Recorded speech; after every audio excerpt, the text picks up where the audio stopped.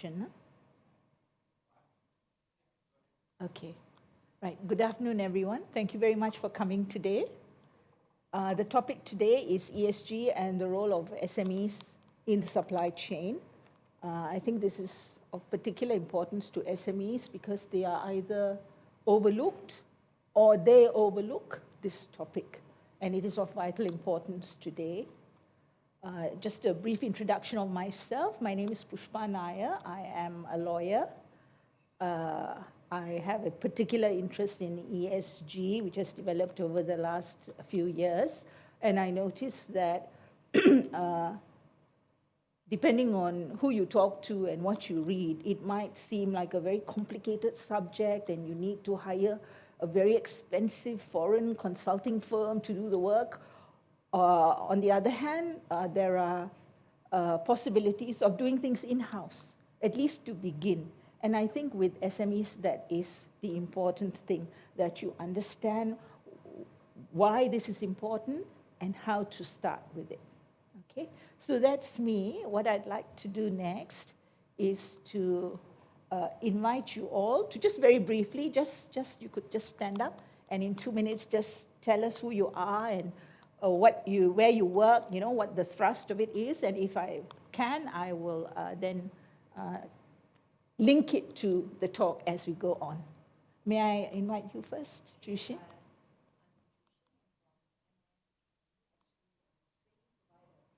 And the reason I'm here is because I am actually looking to see how my training company can help SMEs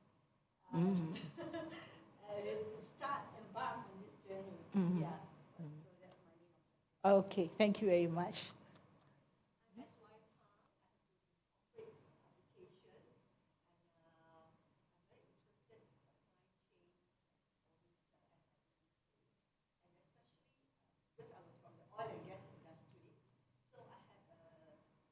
Passion for health, safety, and environment. So very naturally, I'm interested in ESG, and I hope to go into writing and editing on ESG subjects. So I'm here to learn more about ESG. Thank you, sir. Yes? Janice, yeah.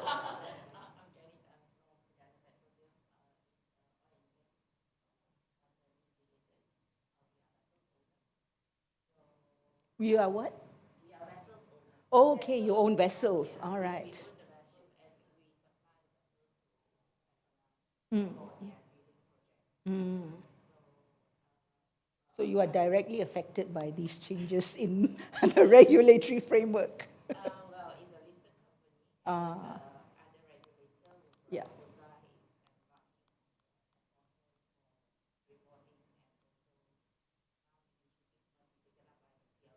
Yes.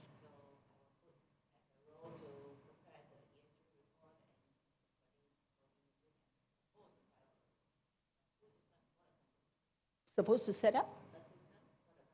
Ah. Okay. Okay. Okay.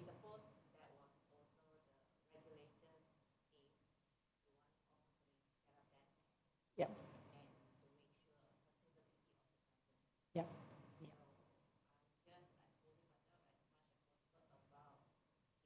Yep.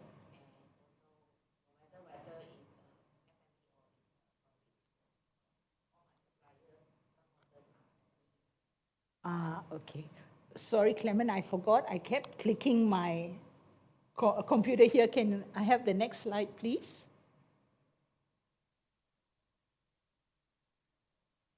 Okay. Muhammad Hafiz, right? Hafiz, right? Okay. Just to briefly let you know that my name is Pushpa Nair and I'm a lawyer and I'm interested in ESG, which is why I'm here today. And obviously you all are also interested in ESG. Could you just spend 2 minutes, just tell us who you are, where you work, why are you interested in this topic?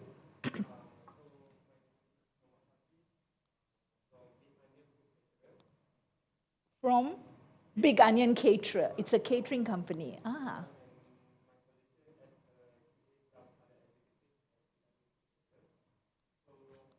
Sorry. Quality assurance, all right. Okay.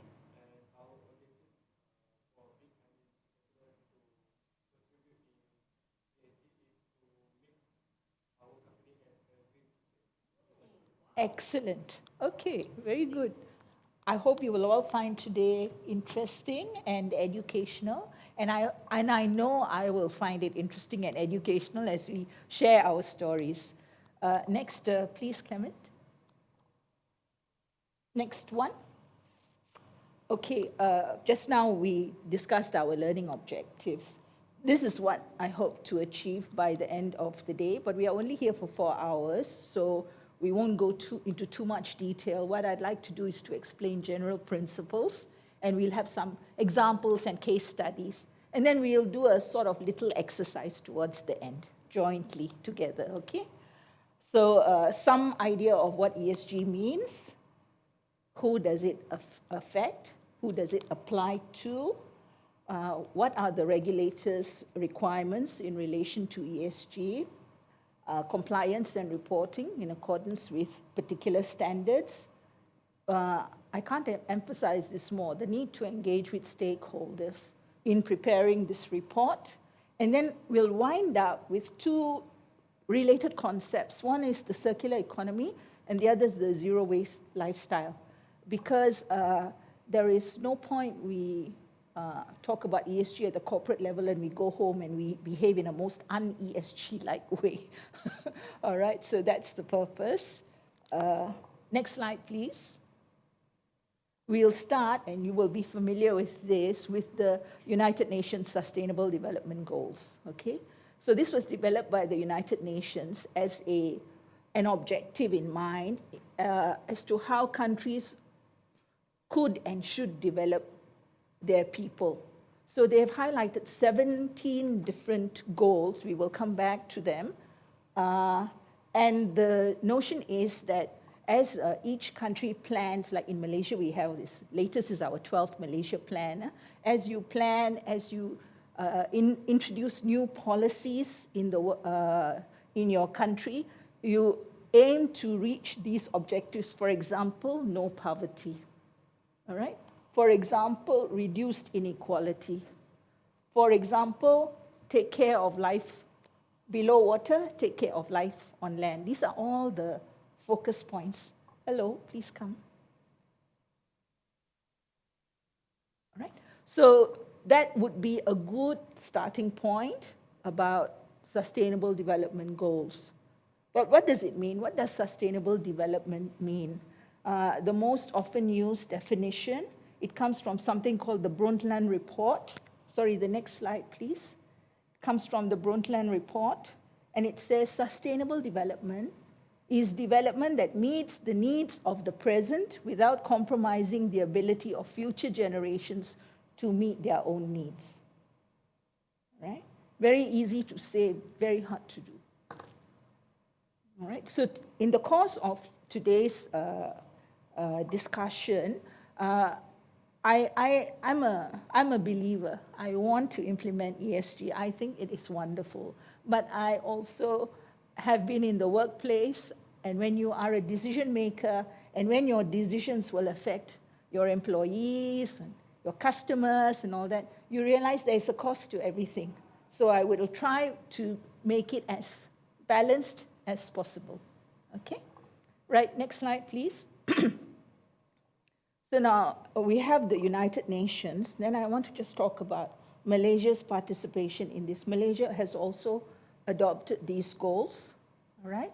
And there is a website under EPU, our Economic Planning Unit, which talks about the SDGs and how it's very important, and people, planet, prosperity, peace, and partnerships. These are the main dimensions. So government is also very focused on and prioritizes sustainability.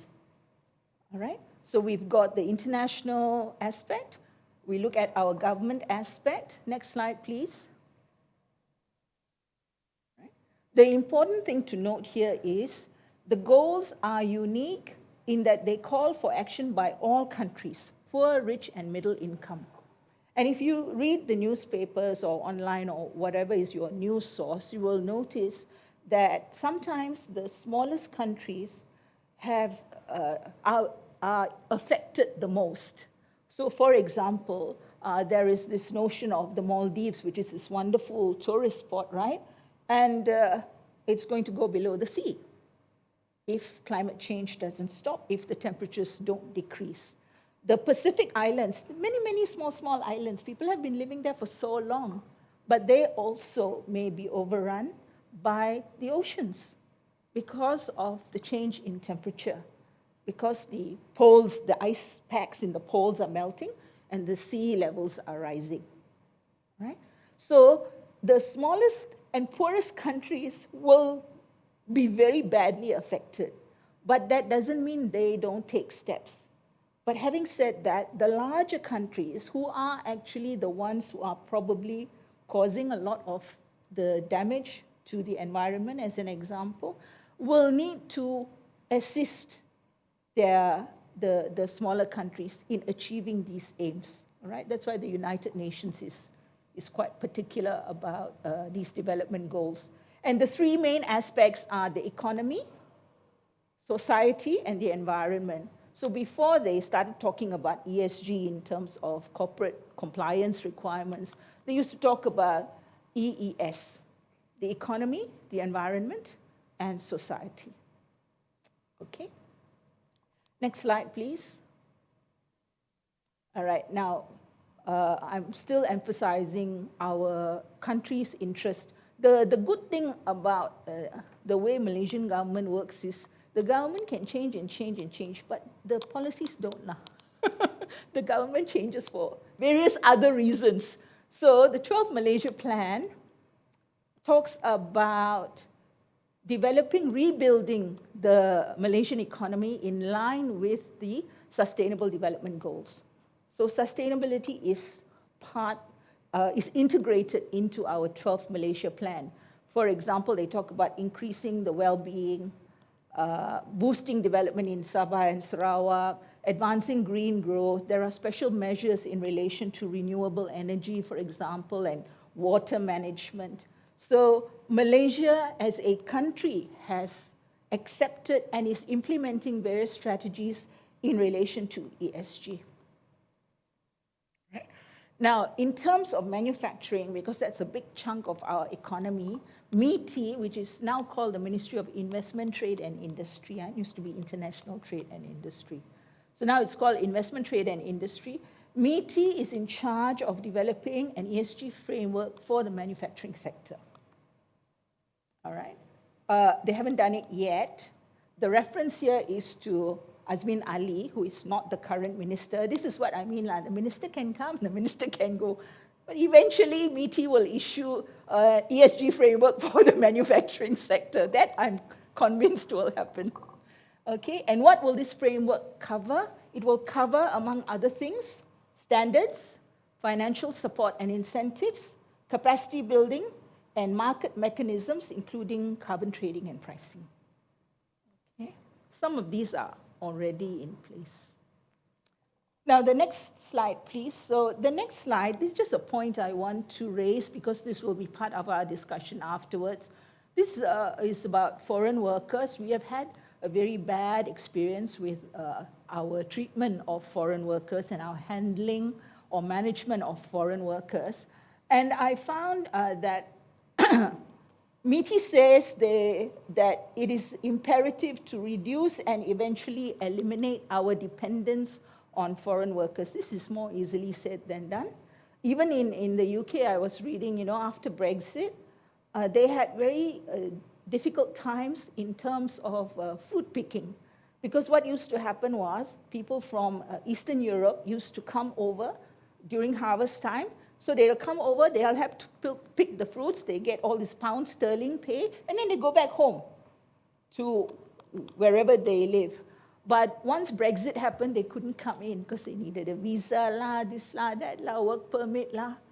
And I was watching, I think it was a BBC documentary, and this gentleman was saying, I tried to get some of our local boys in because it was school exam just over.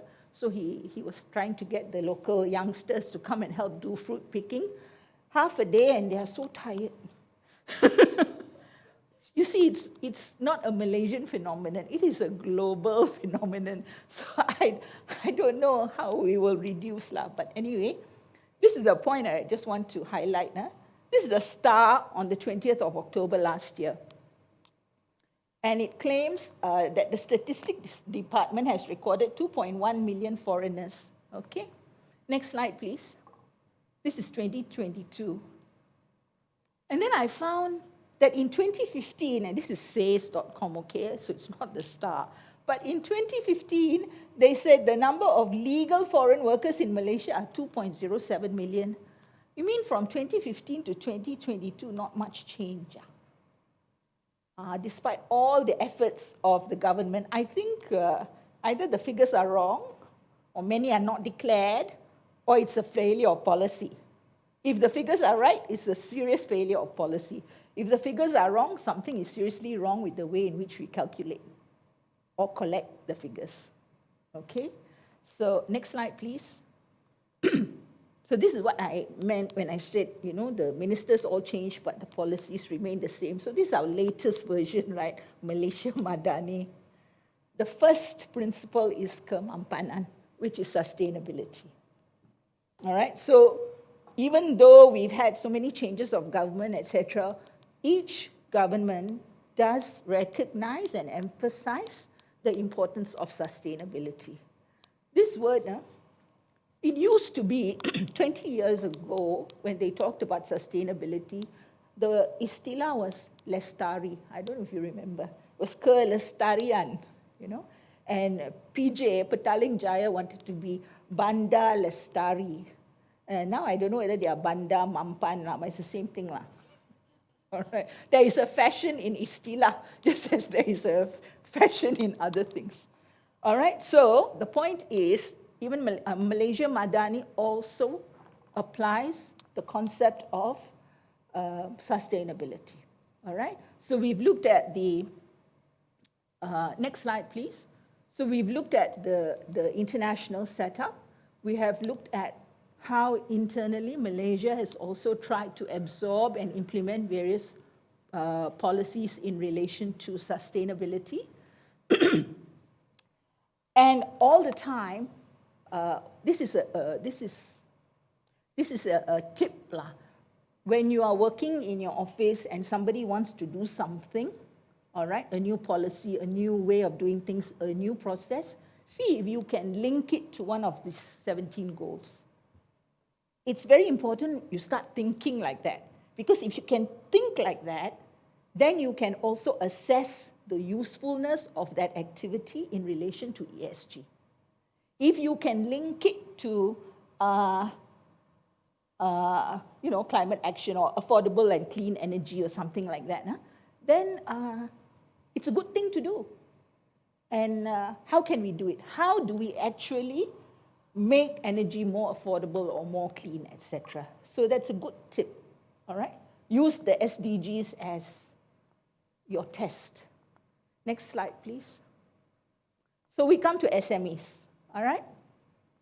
SMEs who think, I don't need to know this, nothing to do with me, please leave me alone, I don't have the money, all right? And the usual things, all right? But the reason why I am here and the reason why you are here is because we recognize that those days are gone. All right, no choice.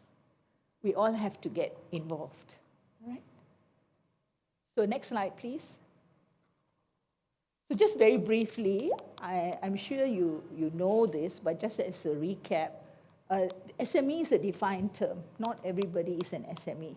So like Perdana is probably not an SME. Perdana, right, Janice? Yeah.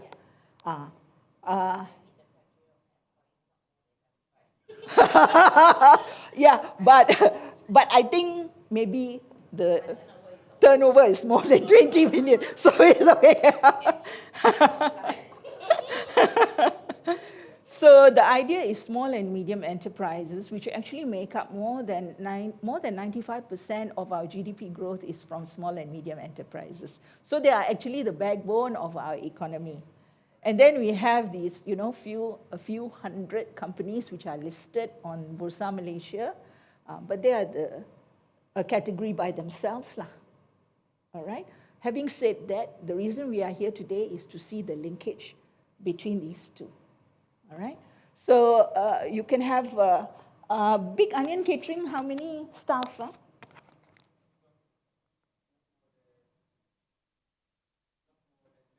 30. So definitely it falls under SME, but it might fall under, there's one more category, which if you go for financing, they will have to slot you in, and it's micro. Okay? Next slide, please.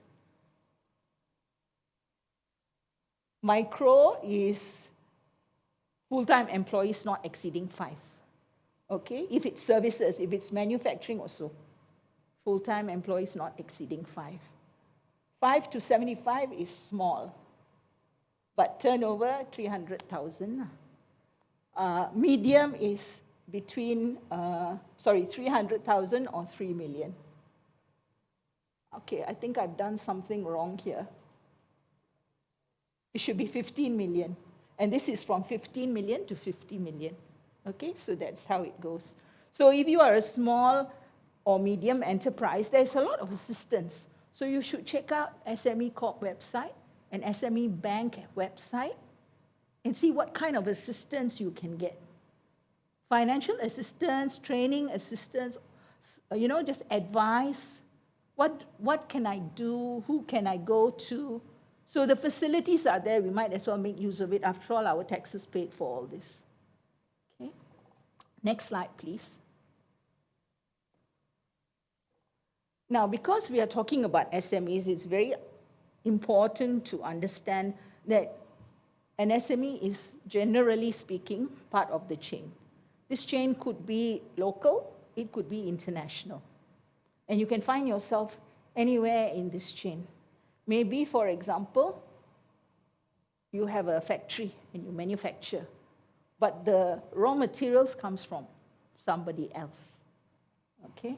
Once you manufacture, you have to pass it to somebody who will take it to the port, and then it'll go over the sea to another country. Somebody else will pick it up, logistics, all right? Transport to the shop, assuming it's a brick shop, and then the end consumer. So you can find yourself anywhere. If you manage from end to end, you must be a huge company, okay? But even big companies like Unilever and Nestle and all, even they find they need the support of small companies in the chain. Okay? So that would be the role the SME plays. And the reason why I wanted to show this is what the SMEs need to understand is you are part of the chain. So what other people do or have to do will affect you. And what you do will affect other people.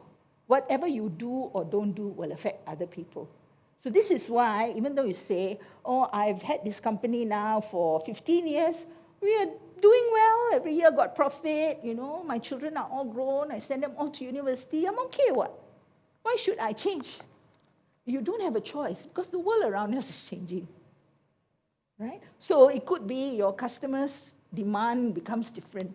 It could be your suppliers' demand becomes different. Then you're stuck in the middle, you have to change. All right? But change, as we all know, is difficult. Next slide, please. Then people always ask, got CSR, what for one ESG? I remember a time, this is very long ago, like shows my age, I think, when CSR activities could even be construed as corruption. All right? So I got this contract to build, don't know what, power plant next to, in some ulu part of some state. And then got school nearby. I said, oh, don't know, I will build a new building for the school. I'll build basketball for the school. I'll build this for the school, that for the school. Oh, corruption. They say, corruption. All right? that was in the 80s and some of the 90s. Just see how the world turns. Now it's CSR, you are a good company, you are contributing to the social welfare of those around you. But CSR isn't a compliance requirement. CSR is not mandated. CSR is not measured. CSR is not required. But it improves your reputation. And it makes employees happy also. So that's CSR. What is ESG? ESG is essentially many elements of CSR, but they are more organized. They need to be measured. They need to be reported. And it's a continuous thing. It's not like last year we built a building for this orphanage. Okay, built, habis, cerita, gone. This year we're not doing anything lah. ESG is not like that. ESG is continuous measurement of the effect and the impact that the company has on the environment, on social matters, and how they govern it. Right? These are all not legal terms, that you go to a law and you see a definition. Right? So CSR activities continue. Depending on how you view it, depending on how you can pitch it, it may very likely be part of your ESG compliance report. So you must see it with the right framework, see it within the right framework. Next slide, please.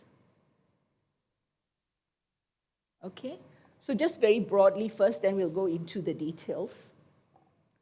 When we talk about ESG, we're talking about the environment, about social matters, and about governance. So when we talk about the environment, some of the things are biodiversity, air quality, water quality, waste management, hazardous material use. If you just recall the issues which came up during the COVID pandemic, many of these things came up. Okay? And when we talk about the social aspect of ESG, very simply, it's things to do with human beings. So it could be labor rights, worker well-being, diversity, inclusion, human rights, child protection. And when we think about governance, all right, from my perspective, this is the most difficult part. And if you don't have good governance, you can say goodbye to the social and environmental aspects. Right? What is governance about? Governance is actually about decision-making. Decision-making that is ethical, decision-making that is inclusive, right? That is compliant with the needs. And then you report on your activities, and you report in a transparent manner. So it's a good time to blow your own trumpet now. But you must have something to say when you write in your report. All right? So that's generally. Next slide, please. Right? I want to look at some aspects of E, which is the environment. If you have any questions, you can stop me along the way. Yeah? Right, so we talked about air and water quality, extraction and use of fossil fuels. This is a big issue, right? Biodiversity, hazardous whales. So link back. Can we link it back to the 17? Next slide, please. Next slide. To the 17 SDGs. So like I said, try and link it back. Link it back. Can you link it back? We're talking about clean water, climate action, how it affects life, the marine life, how it affects life on land, and responsible consumption and production. Because unless the consumer changes their mind, it's very hard for the producers. The producers will use the excuse that, but the consumer wants it. Therefore, I must continue to do it. Right? So responsible consumption also becomes one of the principles we must be mindful of. Next slide, please. Okay, now here, I hope we can play this video. It's a video by Conservation International. It's on YouTube, and it's just about a minute and a half, less than 2 minutes. And I want you to watch this video and think about, people like to say, we have to save the planet, we have to save the planet.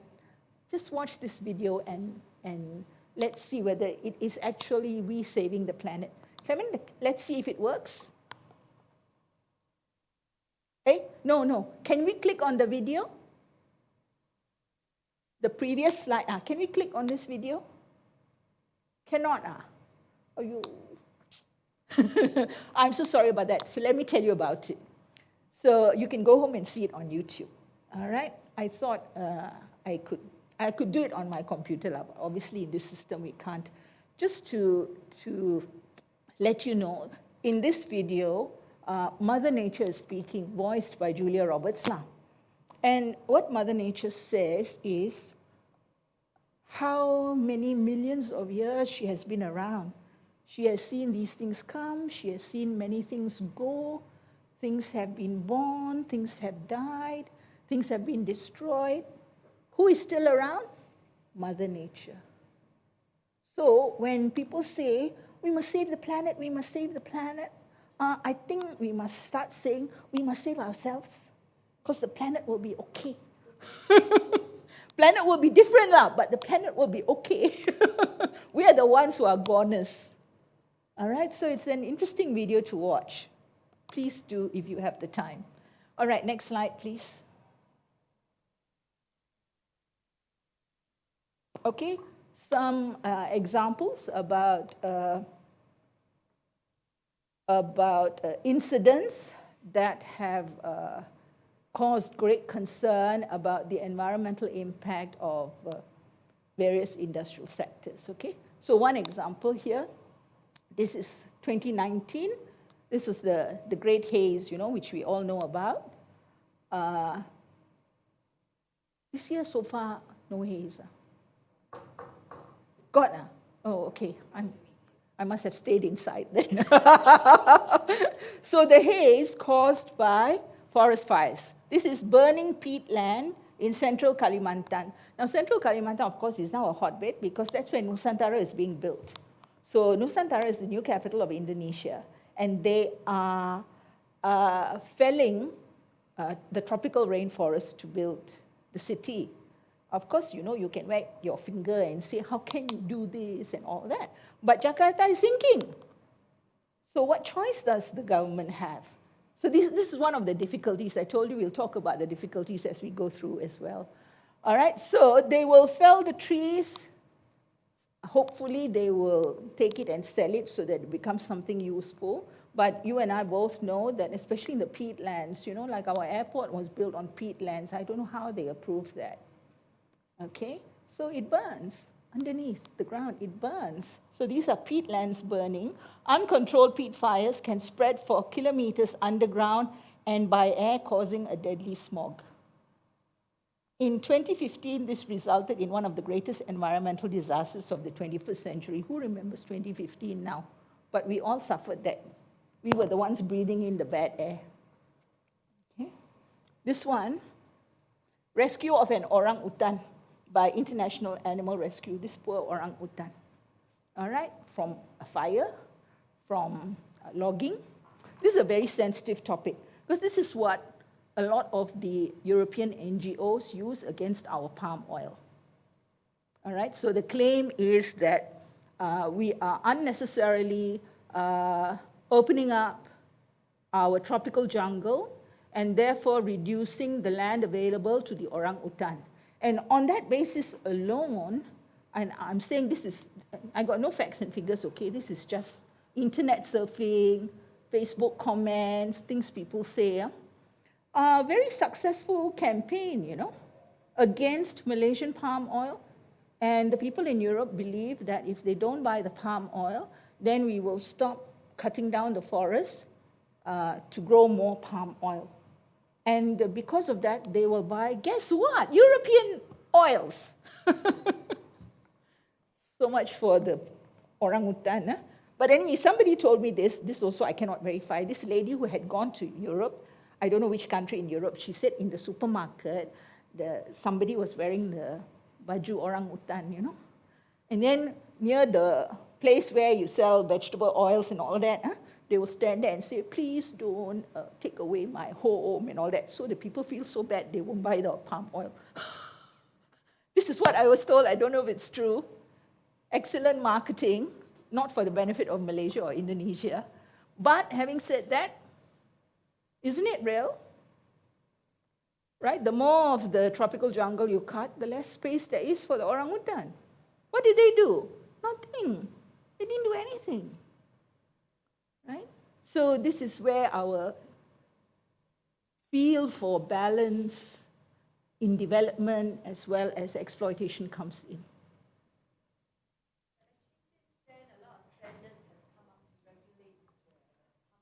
Yeah, but even the RSPO, the people fight about it, But having said that, and I'll come back to this later, there are ways to use ESG to your benefit.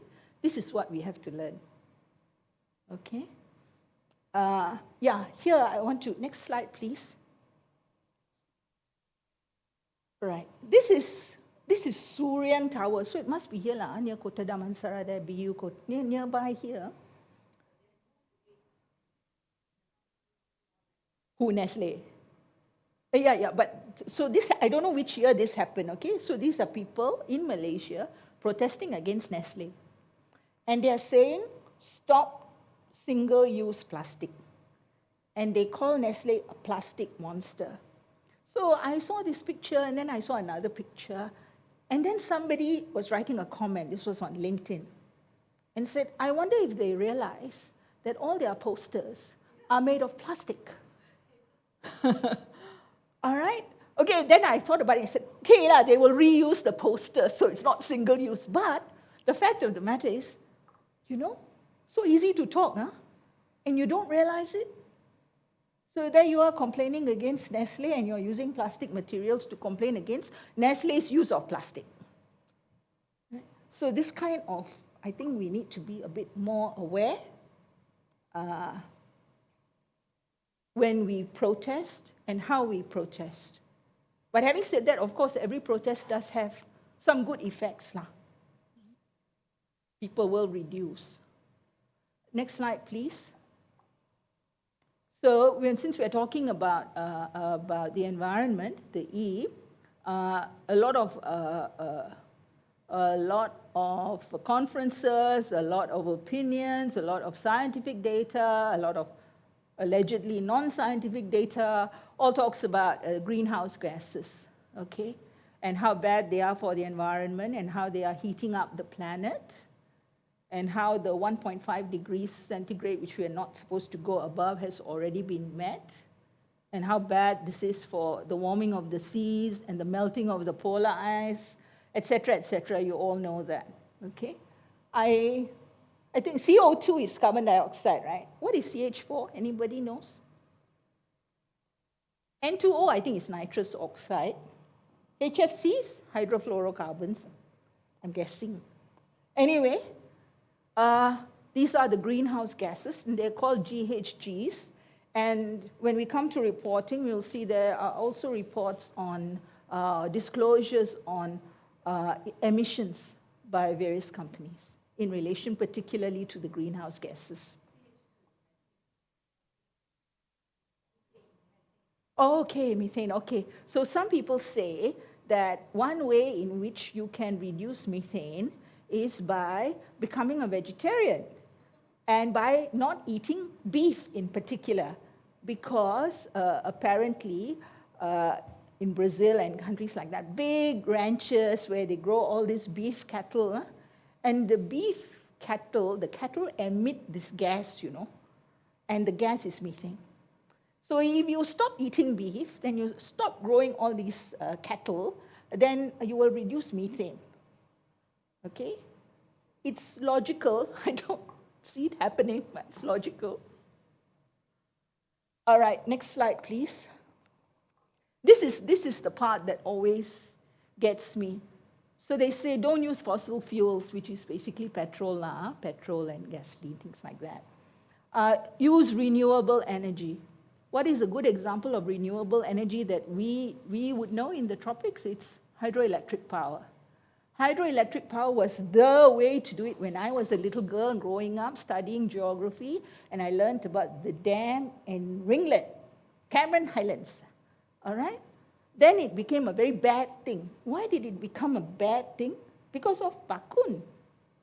I don't know if you remember Bakun. Anyway, Bakun is this dam that was supposedly, was it built in the end? Any idea? Anyway, it was supposed to be built in Sarawak by this Tauke who has since passed away. And it would have displaced a lot of the native people. And it would have got rid of a lot of their sacred sites. All right? So you can talk about renewable energy, but when you look at ESG, and S is about people, don't those people matter? Don't their sacred sites matter? All right? So if you say, all right, I won't have this hydroelectric power dam, because if I build this dam, all these people will be displaced. So then what should I do? Where do I get my energy from? Petronas, right? Petroleum, is it? Gas, is it? Wind farming not so big here lah, but in some parts of the world it's a big deal.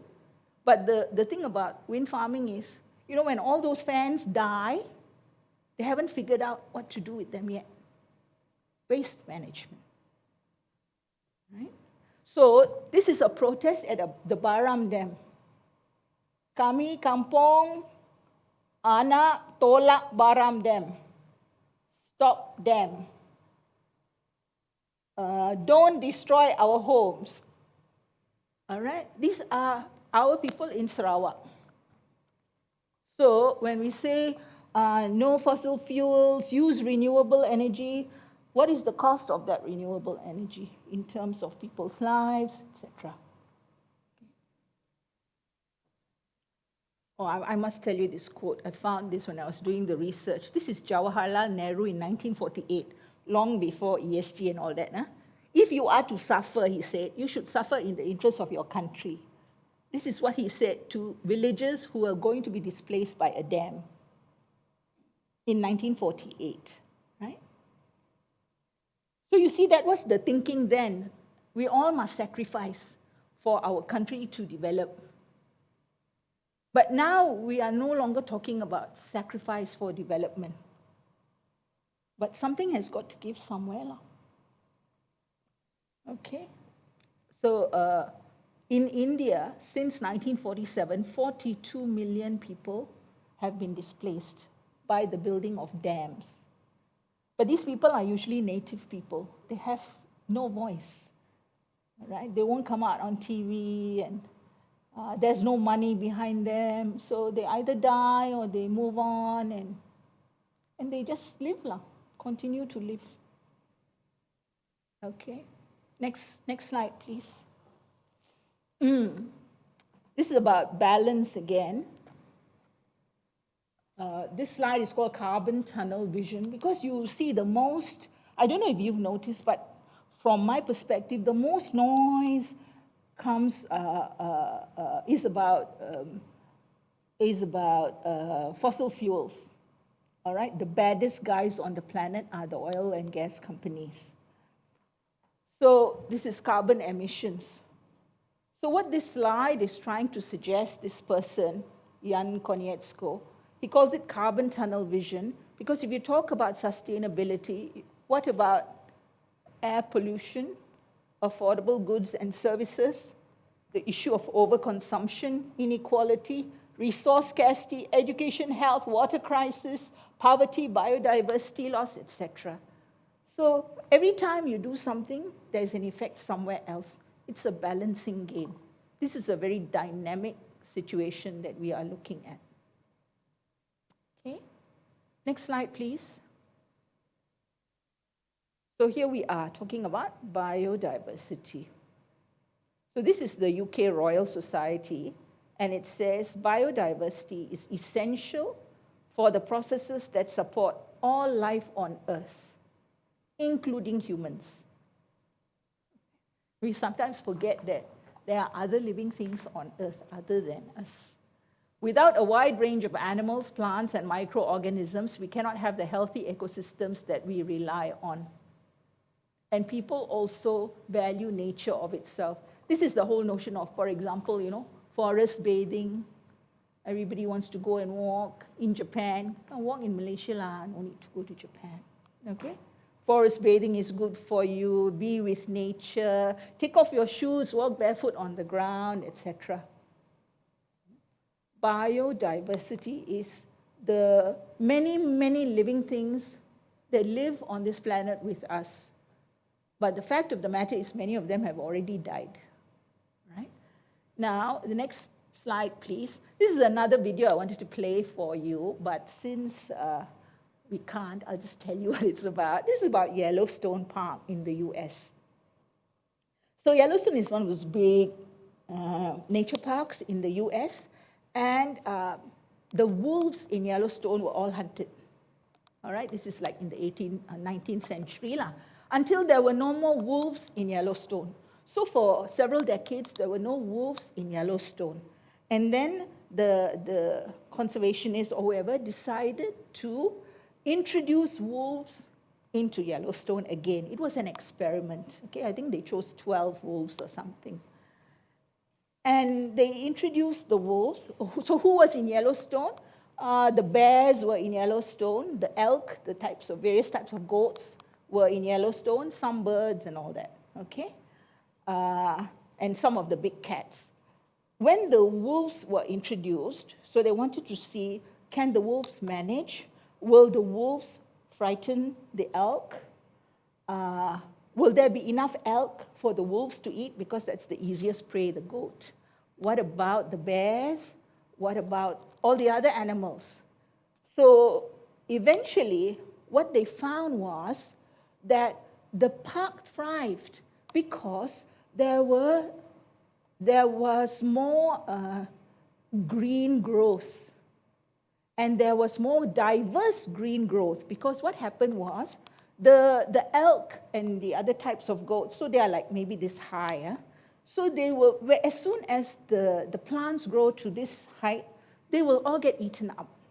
So what's left is the trees. So the trees will remain, because they don't have giraffes in Yellowstone, okay? So the trees will remain, but all these shrubs and all get eaten up. And then, then winter, and then spring, then the shrubs will grow again, and then the elk will eat this. What happened was, when the wolves came in, the wolves would eat the elk. And so there were fewer elk to eat the shrubs. So some of the shrubs actually had the opportunity to grow higher. And the higher they grew, the more birds came to visit. And when birds come to visit, they bring seeds. So the diversity of the forest improved. Birds improved. Bees improved. So elk population gone down a bit. Wolf population is there. So you see, this is the whole notion of biodiversity bringing balance. Right? So by reintroducing the wolf, they improved the biodiversity of Yellowstone. Right? So this is what we tend to forget. We only have, less than 200 million tigers. I don't know what the number is now, but it was less than 200 the last time I checked, which was a few months ago. What's going to happen? Our footballers are called Harimau Malaya. One of these days, the children won't know why that is so, because there ain't no tigers no more. Next slide, please. Okay, I attended a seminar recently, and I thought I must show you this slide. And this lady was talking about climate change and coastal waters rising. And so she said, there are a lot of factories, so I'm linking it to SMEs, okay? She said there are a lot of factories in Klang, she said. But according to the Star, this is not from the Star, but there was a report in the Star just the day before that Klang was going to go underwater. We've been having all these floods recently, yeah? And according to this map, they have projected by 2050, all these red bits will be underwater. So if all this part of the land is going to be underwater, and if your factory is here, or here, or here, you better plan to move. Right? So this is Port Klang, this is Pulau Klang, Pulau Ketam, Pulau Tengah, Pulau Indah, Pulau Keri, Banting, Morib. I hope this doesn't come to pass. This is merely a projection. But it's quite frightening, isn't it? And it means that among the other things you have to consider is your location. And what is going to happen to your location if there are all these changes. Okay, next slide, please. Let's take a 5-minute break. You can have a comfort break here. And we'll start in 5 minutes again.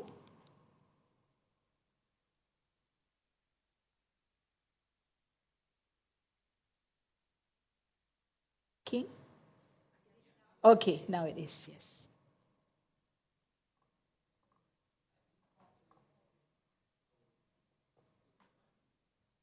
Sorry? Oh, okay, all right.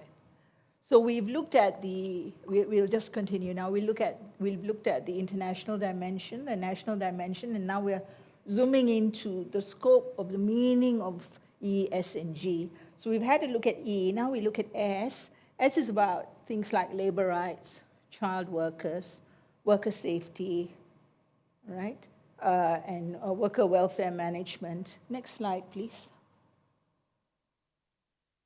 And then if you want to tie it back to the 17 SDG goals, look, good health and well-being, right?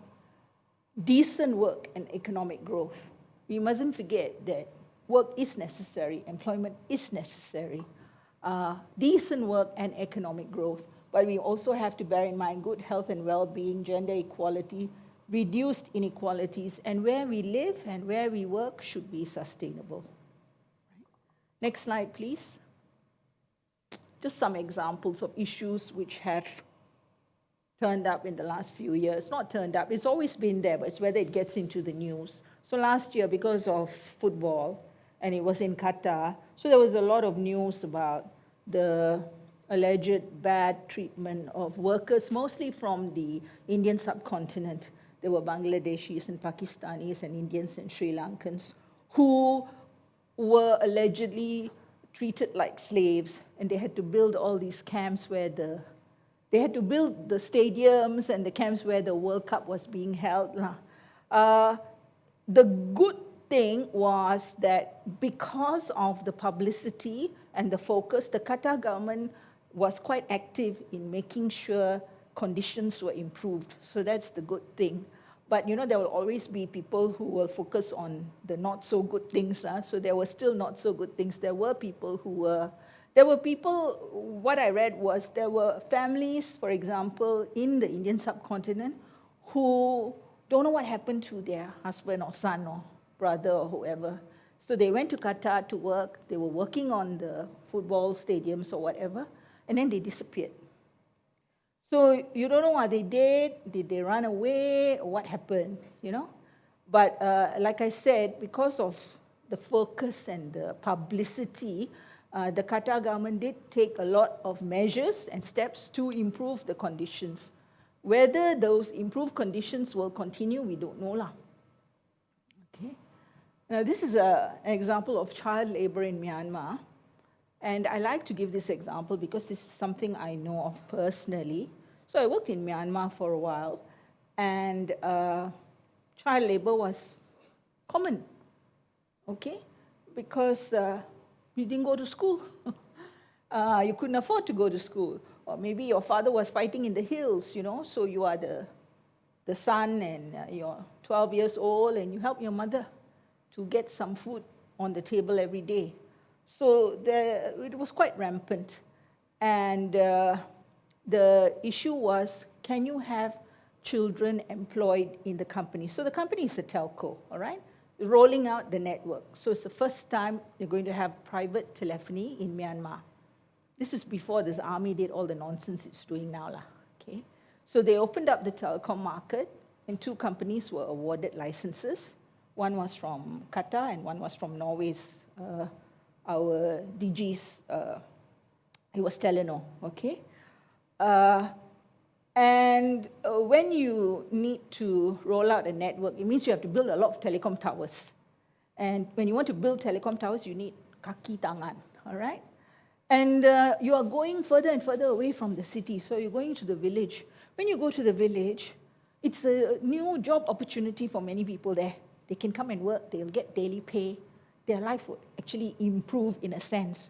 But what was found was sometimes a 12-year-old boy, 13-year-old girl, working, carrying the bricks, to build something or other, all right? Maybe climbing the poles. So this was an issue. It was an issue for Telenor because Telenor is very strict. Telenor is owned substantially by the Norwegian Sovereign Wealth Fund, which is very strict on its application of the SDGs and ESG and all the rest of it. So Telenor has to report every year, all right? But when you're faced with the problem is real. You have a child who is employed in building a telecom tower. It's not the safest place to work. But if you don't give that child a job, that family may not have anything to eat today, right? So this is the reality on the ground. I thought they did a fairly good job. At least this is the publicity. This is Telenor's publicity brochure, okay? But I thought they found a good solution because what they did was, so they developed some internal rules. They will not, if I'm not mistaken, if you are below 15, you can only work half a day. Half a day you must go to school. And you cannot climb any of the tall things. And if you're over 15, you can do some additional work, but you cannot do dangerous work. So people could still earn some money, so it's a halfway house, but you try and safeguard it. So at least the family was a little bit better off than they were before that. And these things are important because it's seen as a source of bringing up your living standard. And the people are not unhappy. So if you go and tell that mother, oh no, I cannot give your son work because it's not good, he's a child, the mother will say, then how are we going to eat today? At least if he goes to work, I can feed my other 3 children. This is what the mother will say. She's not going to say, I'm worried about your ESG report because the Norwegian Sovereign Wealth Fund is so strict, right? So on the ground, the reality is very different. And you have to find a halfway house, sometimes like this, sometimes like that. It's tough. So when we do reports, this is the important thing which I find many people forget. Context is important. Context is always important. There is a reason why you made the decision. You may not agree with my decision, but I have reasons. And the important thing is I must document my reasons and argue why they made sense within the context. Because you see, you need a decent employment. You need no poverty. You need health and safety. But it's not like that. It's dynamic situation. It goes up and down. We have to make choices every day. Okay? But these are some of the issues which come out. But of course, Malaysia, we got some special issues. Next slide, please. All right, and our issues concern forced labor. And we got into trouble. Specifically, our glove companies got into big time trouble because of allegations of forced labor. And forced labor, these are all we are a member of the ILO. So we have signed up to all these things. And the ILO says modern slavery includes forced labor, debt bondage, forced marriage, other slavery, and slavery-like practices, and human trafficking. Right? In other words, a forced laborer is an individual who has been forced or threatened to perform a task without his or her consent. This is quite dodgy, because if you are really poor, like the Myanmar mother, you will consent. All right? You got no work, you are very poor. You got wife and 5 children.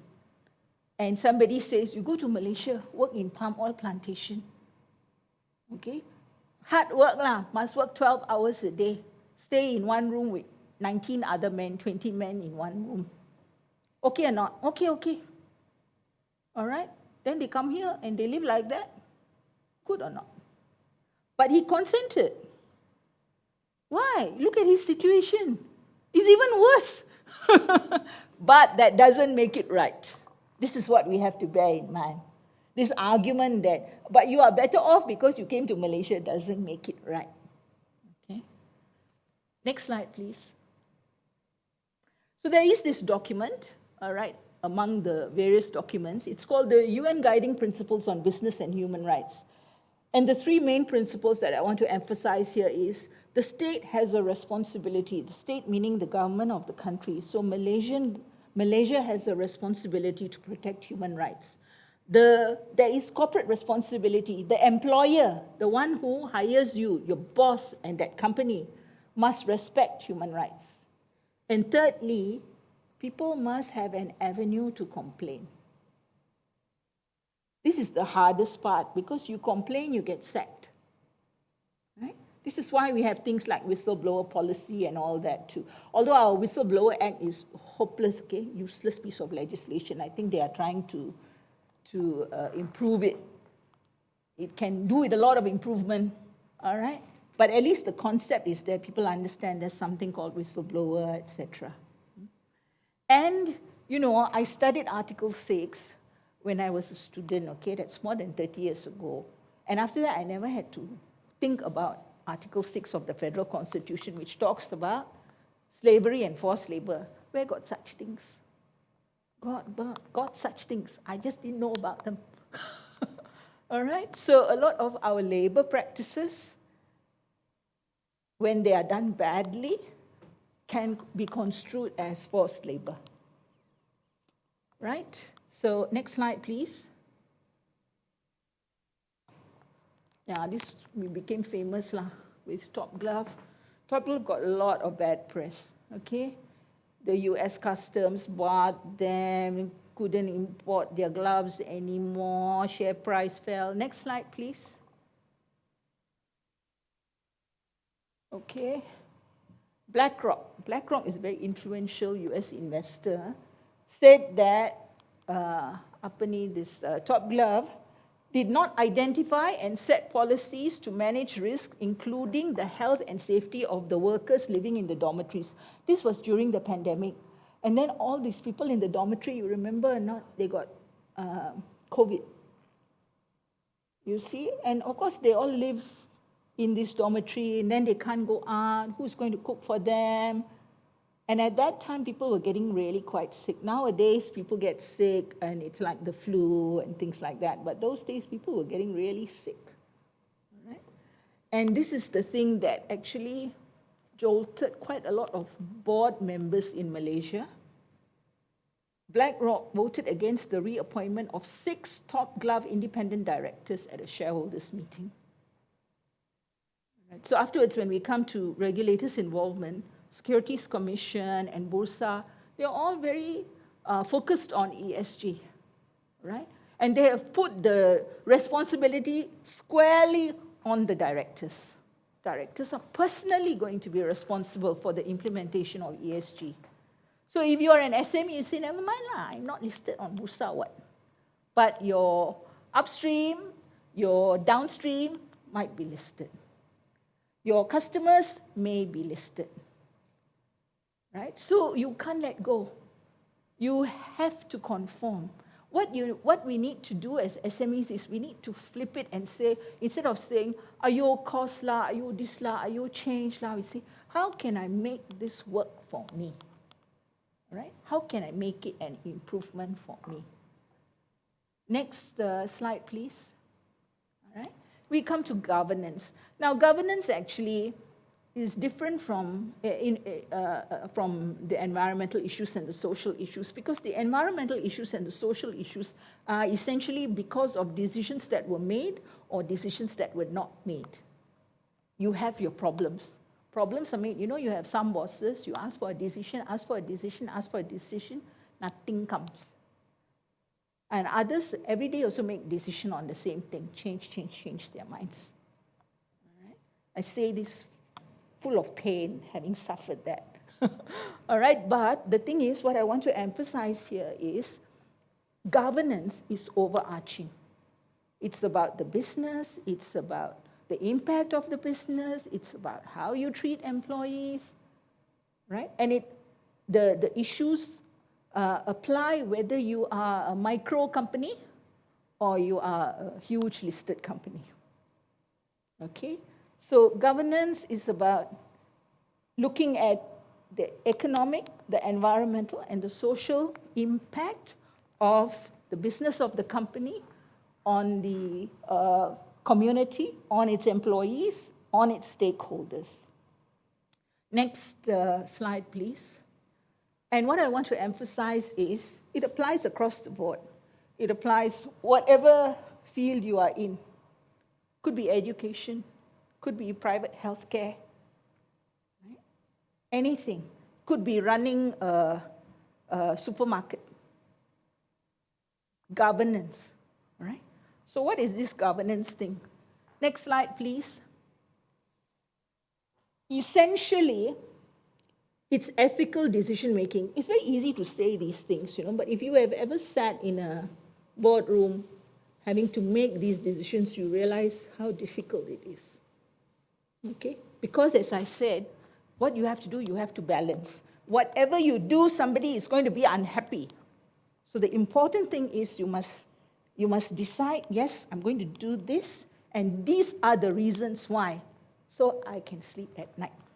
I know these bad things are going to happen, but I will take steps to mitigate the bad things because I think this good thing is more important.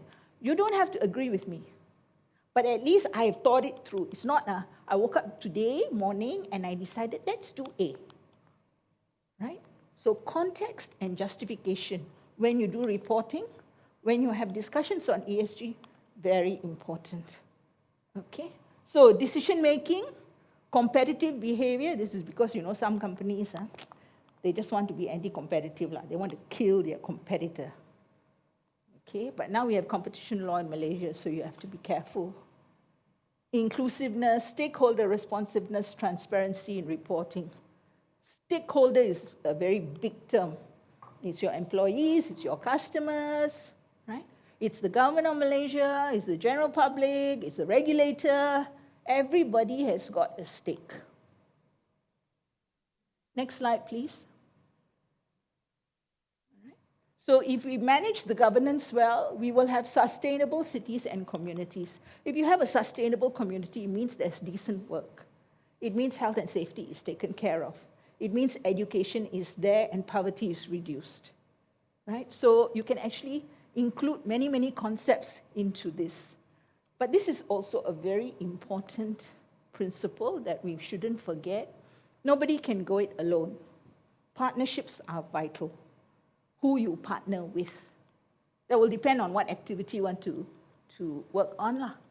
And then, of course, you must have strong institutions. This is my hope. The last 5 years, is it 5 years? 2023, 2018, yeah.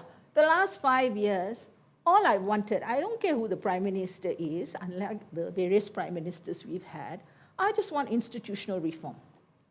The institution must be strong. Then whoever comes and goes, it doesn't matter, the thing will happen properly. Right? This is what we need. Strong institutions. Then you'll have peace and justice. And you'll have good governance. Next slide, please. Okay, just some points on governance. It's not mere legal compliance. Sometimes you sit at the meeting, and then and the management is recommending, I think we should do ABC. And then the director will ask, do we have to do it legally? Right? Is there a law that requires us to do this? So then the answer is, well, no but. No, I don't want to hear all the buts.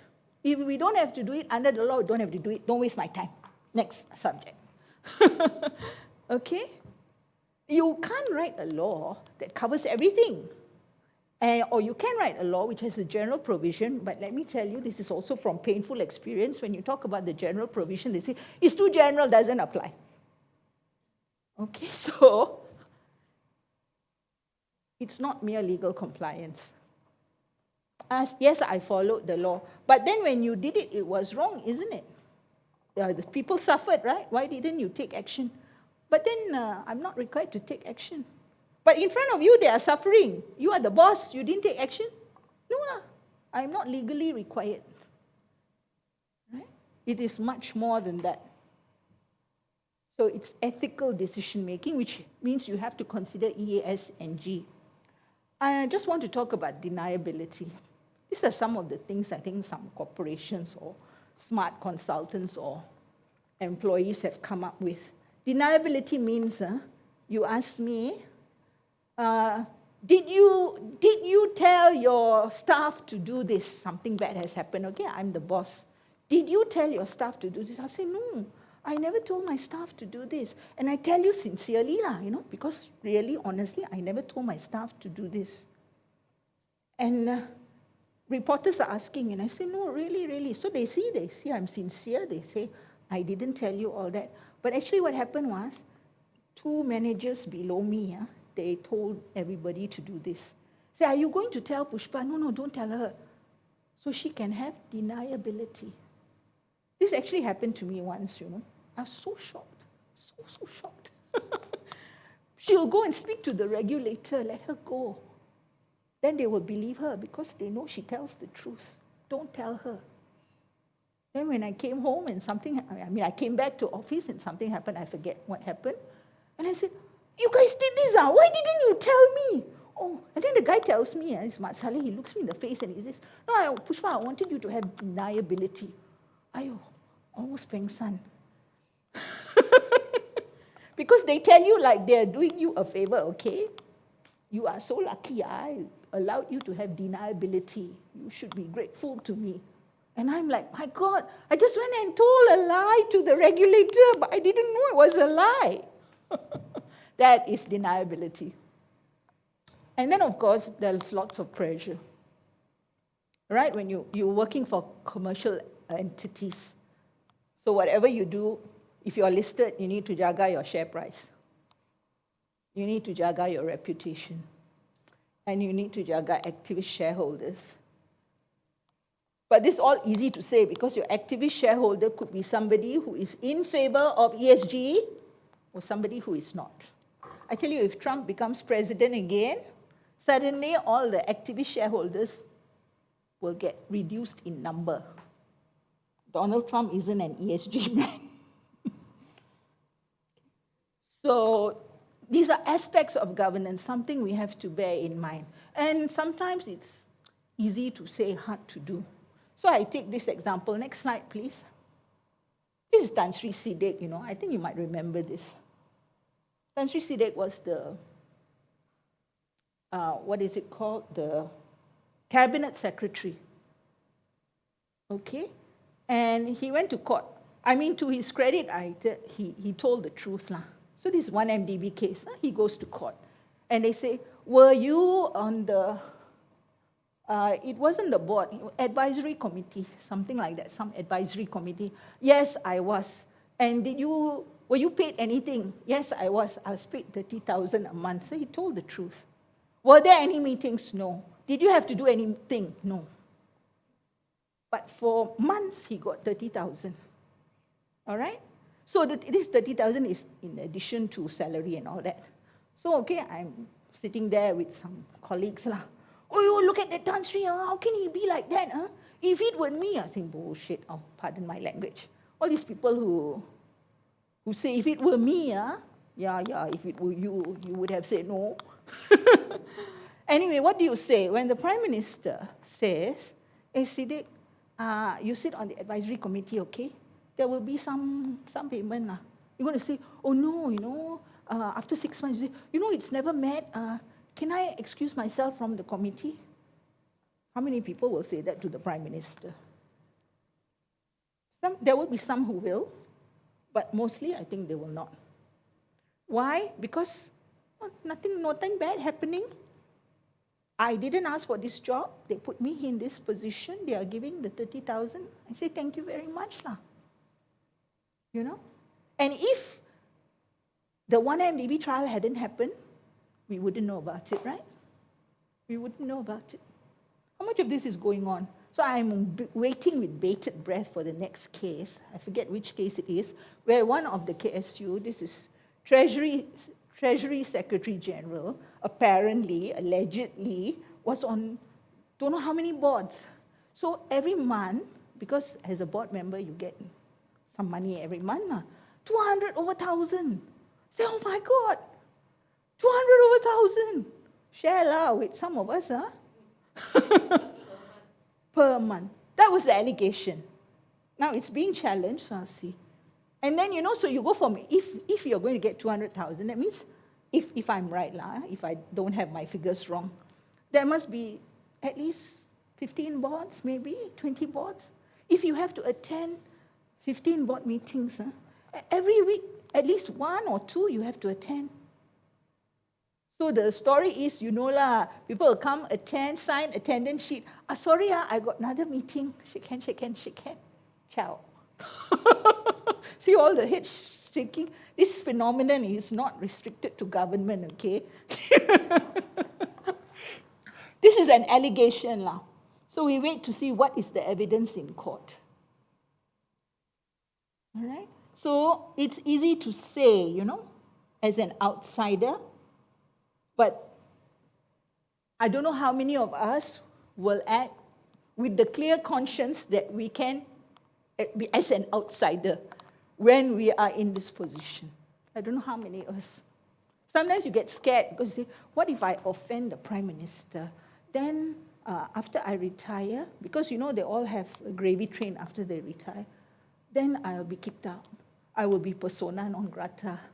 Nobody will want to offer me another job or whatever it is. So many things you can think of. If you want to leave your own job as an unimportant person here, if you want to leave your job also, how many of you will actually go and tell your boss to the face, you are such a stupid fellow, I don't want to work with you anymore.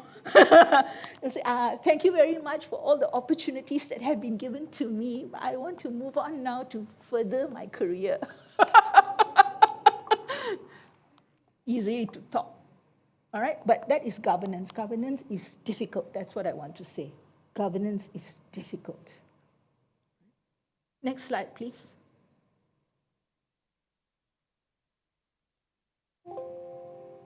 Oh, mine is stuck. Okay, this is the Volkswagen emission scandal. So this was another scandal, just to show you. Sometimes we think Malaysia is very bad. This happens all over the world. This was a few years ago. So Volkswagen fixed its car such that when they were tested in America, during the testing time, the emission will be lowered.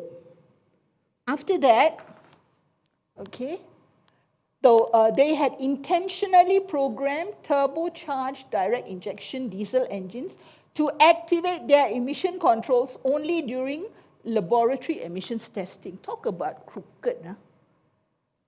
After that, when the customer buys the car and goes on the road, it can emit up to 40 times in real-world driving. Luckily, they got found out. This is Volkswagen. This is not some two-bit company. Failure of governance. So the board quits, the senior management quits, they go and hire new people, share price all goes down, then they come up again. Last week, I saw something about Volkswagen. I said, no, I don't want to read this now. I will tell the old story. But new stories are happening about Volkswagen again. Next slide, please.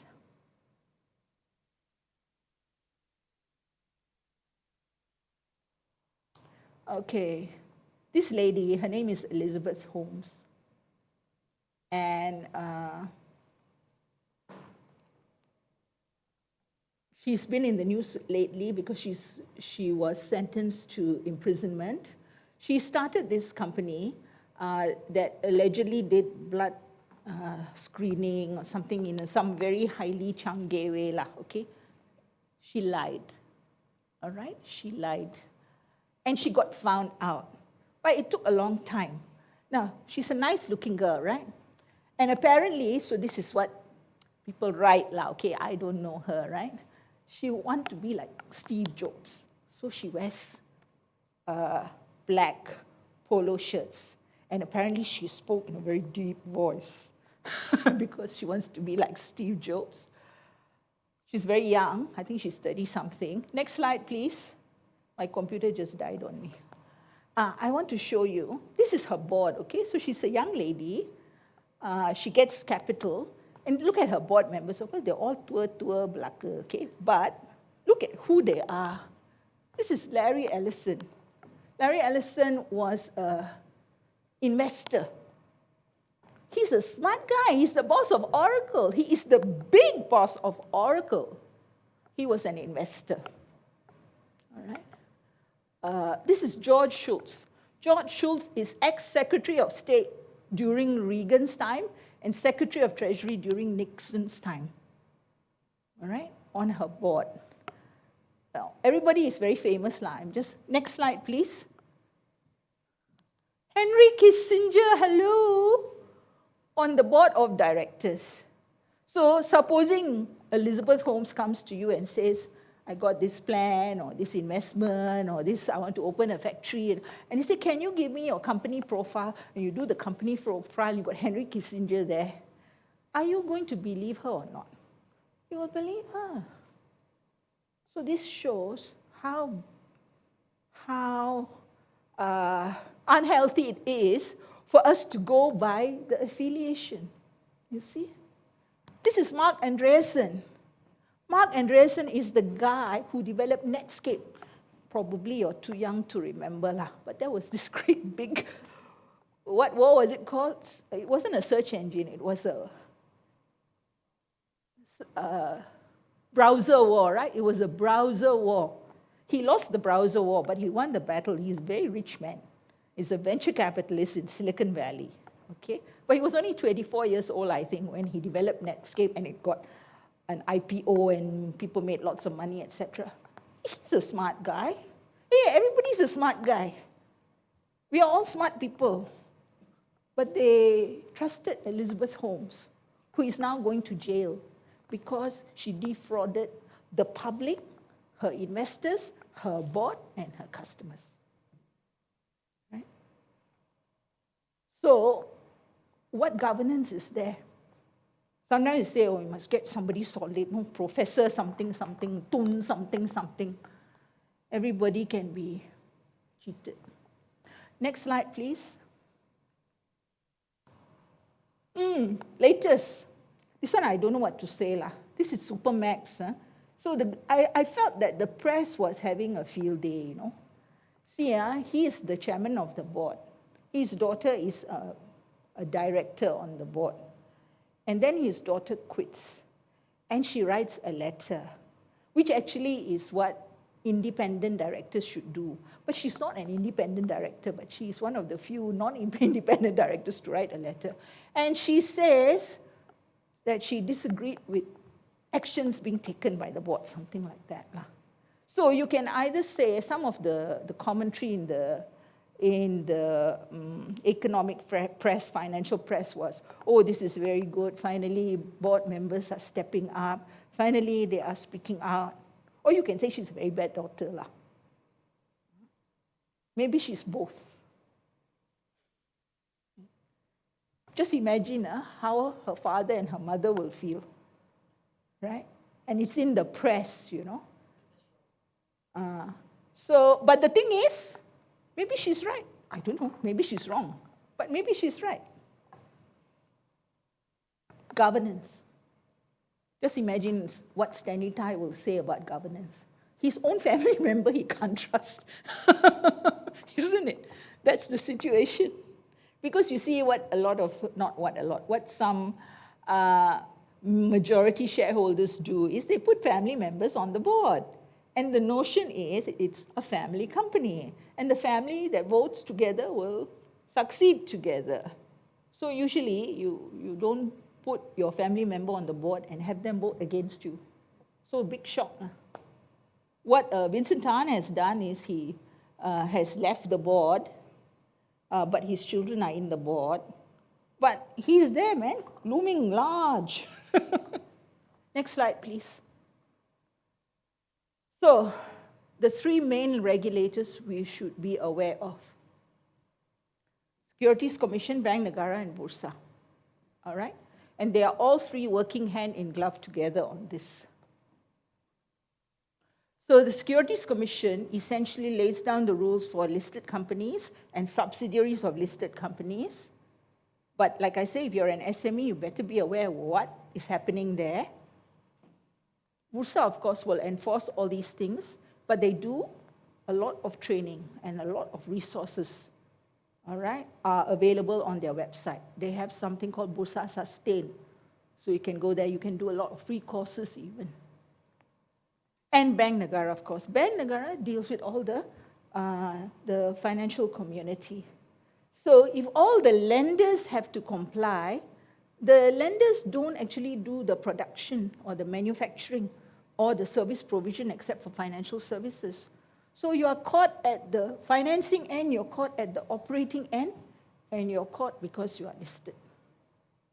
So if you're an SME and you deal with anyone who has got a license from Bank Negara or a license from the Securities Commission or is listed on the stock exchange, you have to know. Next slide, please.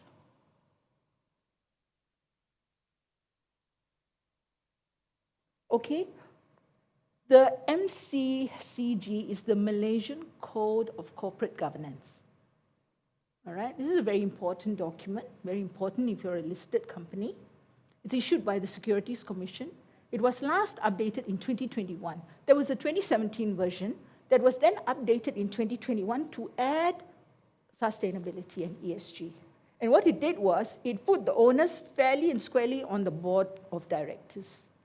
So the board of directors of a listed company are responsible for the ESG matters. Right? Now, what is corporate governance? Process and structure used to direct and manage business and affairs of the company. It's decision-making. And like I said, decision-making is hard. And there will be various interests around the table. So, you know, like you want to, it's like a cabinet meeting, you know. Meaty says, no more foreign labor. Plantations minister will say, how can? Then plantations cannot jalan. And home minister will say, immigration not ready yet for this. So everybody will have their own problems.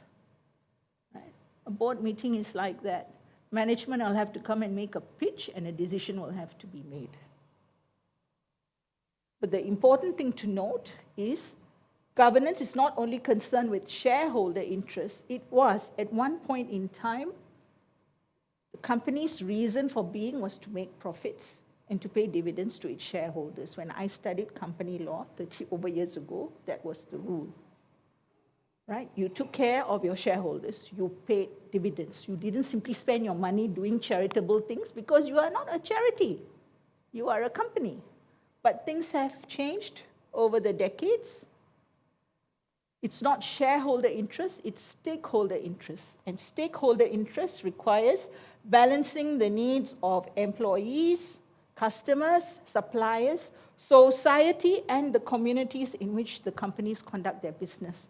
So that's why you have all these CSR activities. You must not be a burden on the community. You have a factory, it emits noxious fumes, which it shouldn't be. You have a duty and a responsibility to the community around you. Next slide, please. Okay. So, what I would suggest as far as SMEs is concerned is use the SC and Bursa documents as a best practice. You won't be able to do all those things. Those things are for listed companies, all right, where they have, they are doing things like they might have a board committee on sustainability. They may have a chief sustainability officer. They have foreign investors, all those kind of things. But the principles in those documents, that is what you must aim towards, the SME. And if you go on the Bursa Malaysia website, there's one place called Bursa Sustain. Have a look. Lots of resources there. Next slide, please.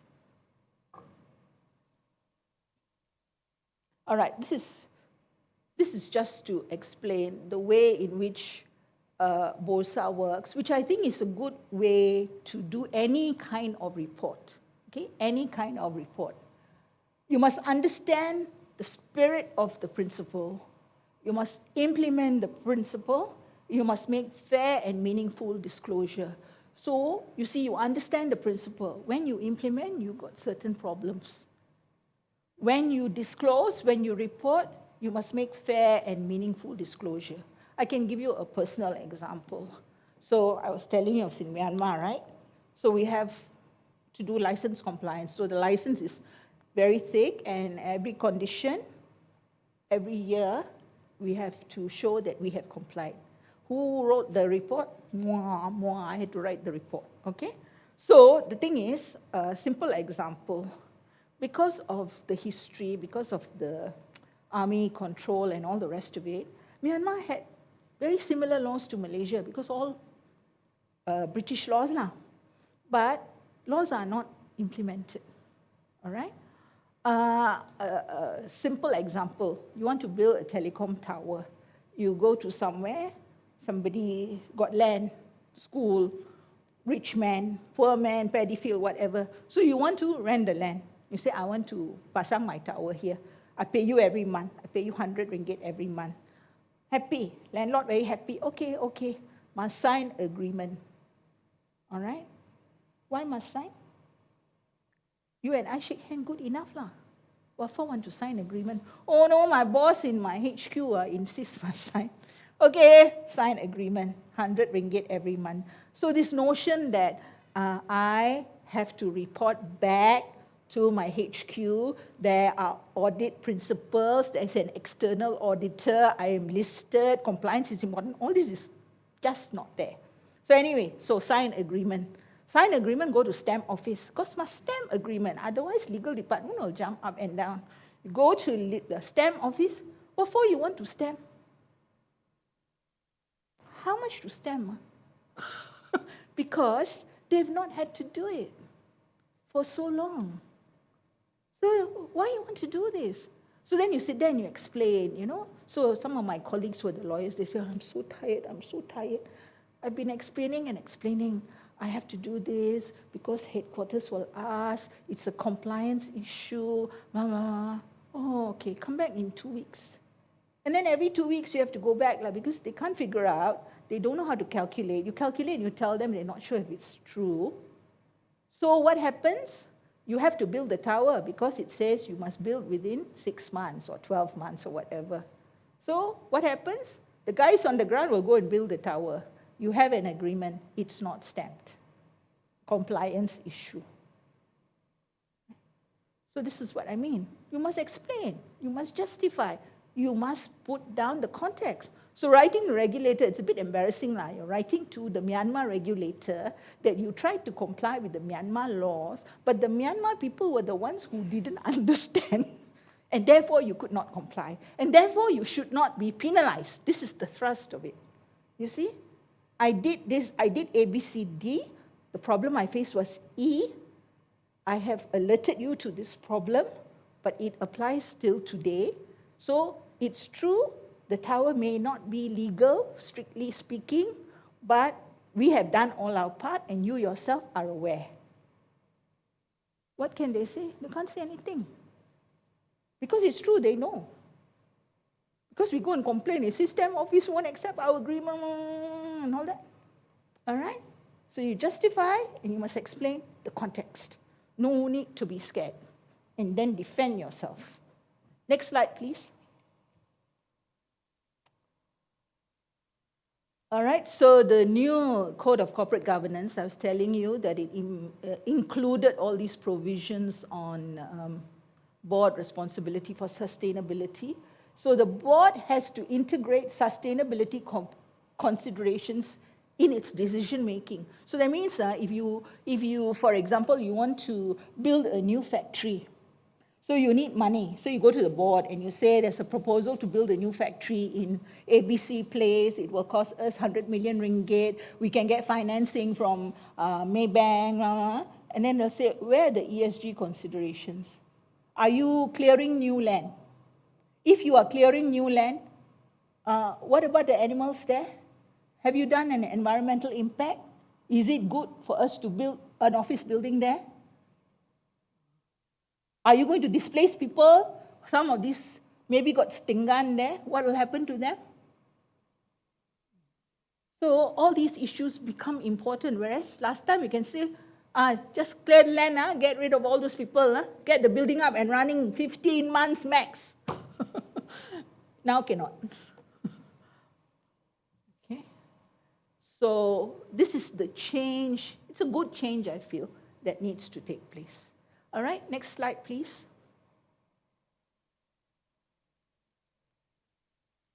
Yeah, this is, next slide, please. This is more of the same.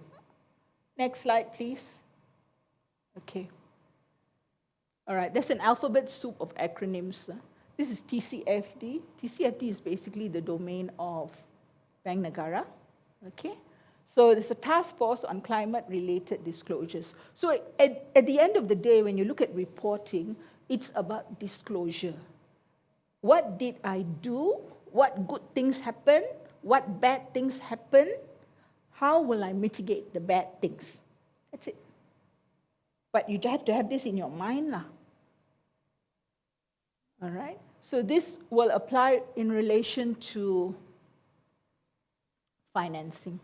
So if you go to the bank and you seek, so just now as an example, I have to build a factory. So I go to Maybank and I say, can I want to borrow some money because we're going to build this factory. Maybank will say, what's your ESG issues here? How are you dealing with it? Because they have to report. Right? So you get caught at every angle. Next slide, please. Right. Essentially, these are the things. This is just in relation to climate. Embed climate-related risks into your whole project proposal. Okay? TCFD is essentially about climate. Develop data capabilities, tools, and methodologies. These are the things that, as an SME, you have to. They are big words, but actually the concept is very simple. Okay? Data capabilities means you must start measuring. How do you measure? What do you measure? You measure your use of electricity. How do you measure? Check your bill. Last month, 1,000. This month, 1,500. Why? Why have I spent 500 ringgit more on my Tenaga Nasional bill? You better find out. And then there might be a leakage. Maybe somebody is stealing from you. Or maybe your genera all koyak. Very highly inefficient. Maybe it's time to change. All right? Not maybe. It is time to change. So when you make your proposal, because budget is a fight time, right? I need money to change the machines. Not so important. No, it is important because it goes directly into our use of energy under ESG. And the board is responsible. So better give me the budget. I have to change the machines. So monitor and escalate to the board material and potential climate-related risks and put in risk controls. Okay? So you must tell the board, don't allow deniability. So when it comes to budget, there's only 100 ringgit. Cannot do everything at the same time. So you must prioritize. But you must tell the board, we had to choose between A, B, and we had to choose between A, B, C, D, E. We can only do 3 things. We chose A, B, and C. But C and D, we KIV for now, we will start next year. Something like that. So that they know, because they are responsible. And if they say, what for you want to do A, B, C? Do only A and B. Make sure you get it minuted. All right? Next slide, please. Okay, this is just for info. There is this committee called JC3. It's the Joint Committee on Climate Change. They also have something called an SME focus group. This is basically Securities Commission and Bank Negara. Okay? So if you are an SME, try and get involved in this SME focus group. 60% of SMEs believe that strengthening ESG practices can increase business opportunities. However, only 28% have adopted elements of ESG practices. Yala, who you were talking to and what situation it was at the time. So this is 60% say, yeah, we must do it. But when it came to putting the hand in the pocket, 28%. Next slide, please.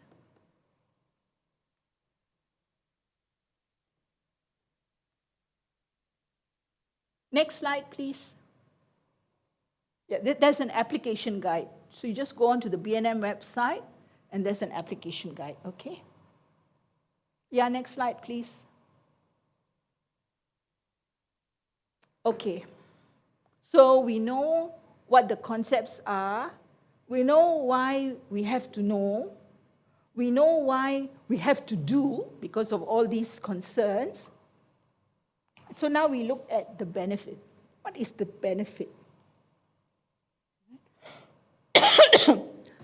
The benefit is you can attract good investors and you can get financing because these are things that the investors and the banks are looking for. So you see, if I go to the bank and I ask for money and you go to the bank and you ask for money, and another person goes to the bank and asks for money. And the last person, in their proposal, they say, we're going to do this, we'll use this money for this purpose, a rate of return on investment, this, blah, blah, blah, all that kind of stuff. And then they'll say, from an ESG perspective, we think it will benefit us like this. It will benefit upstream like this.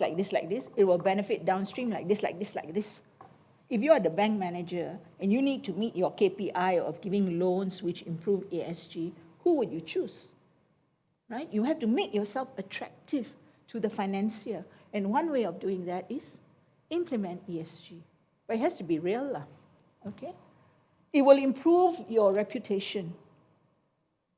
Because the press, for example, the media, they are hungry for good stories, examples of people who did good things and made money at the same time. Right? Premium status of products and services. This is where just now you mentioned, Jushin, about the RSPO and all that. Just to tell you this story, this is about IOI, So at one point in time, IOI plantations, their palm oil did not comply with the RSPO. Something like that. They got into big trouble, bad press. It was in the news and all that, And then all very quiet. Then, Tan Sri was ill and all that. And then I attended a webinar. And in the webinar, it was the son, the boss of IOI. He himself gave the presentation, and he talked about the things that they did to improve because they got into bad trouble because they lost the certification. And they do good things like, for example, what is left over after they've got the oil and when they cut the trees, etc., they use it to make biogas. And they contribute electricity to the Sabah Electricity Board. So they are linked to the Sabah grid, apparently. Okay? So you see, this is called waste management and renewable fuel, okay, which is very good. And then somebody in the audience asked, this is a webinar, but somebody in the audience asked, what about your product itself? How did you manage to deal with your product? And he said, we improved our processes so much, we improved all our ESG compliance that we were able to place our product as a premium product. So they got more money. Hello. So you see, from the very bad days of RSPO, very bad, share price down, blah, blah, blah, all the rest of it. They got their act together, they improved everything, and he said, we are now able to sell our palm oil as a premium product. Because presumably, this one I'm guessing, maybe he can say, we didn't go and cut down any more forests, no orang-utan got dislodged by us. We are reusing as much as we can. whatever we have in the plantation. We are using biogas. We are contributing to the national grid, so renewable oils and all the fuels and all the rest of it. So you see, if you do it sincerely and with a clear objective, commercially it's sound. It is commercially sound. All right? So when people say, well, expensive lah, this lah, that lah, it's an investment. It is not a cost. It is an investment. Then we look at employee magnet in the war for talent. We already spoke about that just now. So everybody talks about a war for talent. There are many things which maybe you can get a robot to do lah. But I think so far, especially when it comes to governance, I think you still need human beings. And you need smart human beings. You need good human beings. Right? So there is a war for talent. You need good staff. You need to attract clever people with good hearts. And if you do ESG, that's what you can get. I was telling Sayong, I feel very sad that when I graduated, all this was not there. So for 30 over years, I work with my brain, but my heart is not engaged. This is an opportunity to get your heart and your brain to engage together. Yeah, so generational change, we talked about this. The young people of today, they are different. Their demands are different. They demand that companies have a social conscience. They demand that companies take responsibility for the consequences of their production. Customer loyalty. So if you have this kind of employee, this kind of generation of customers, you will have their loyalty if you are sincere. All right? If you are not and you get caught out, gone. Your reputation will be in tatters. And then, of course, you can be seen as an innovator, and your brand value can increase, and your reputation can increase. And if your brand value and your reputation increases, it opens up the market. So if you are SME, you may have people who come to you because they know you are very good in ESG and they don't want to get into trouble. So they ask you, can you be my manufacturer of choice? Okay? Because you already have a good reputation and you've got all those things in place. Otherwise, in the EU or in the US or somewhere, they'll get into trouble. And we need this investment, and we have the relatively less expensive production. Right? Okay, next slide, please. Okay. So why should you practice this? These are also additional good points. Media coverage. The media is hungry for good news. ESG is flavor of the month. You want to be positioned as a good, reputable company. This will open up the market for you in terms of your customers, as well as in terms of your investors or financing. Okay? You can become more efficient if you invest in technology, for example. So sometimes there are dangerous jobs which human beings are doing. So the way to deal with it is, can you get a mechanized or robot to do their job instead? Mine sweeping, all right? So people have landmines because we have wars and all the rest of it. Human beings used to go and search for these landmines, and some of them would die, and some of them would lose a limb and all that, right? If you can have a robot to go and do that, isn't that a good thing, right? The way the artificial intelligence story goes is the robot will also develop feelings, then I think we are dead lah. But so long as the robot remains just a robot, use of technology to minimize the danger and to increase the safety of human beings will be a very good thing.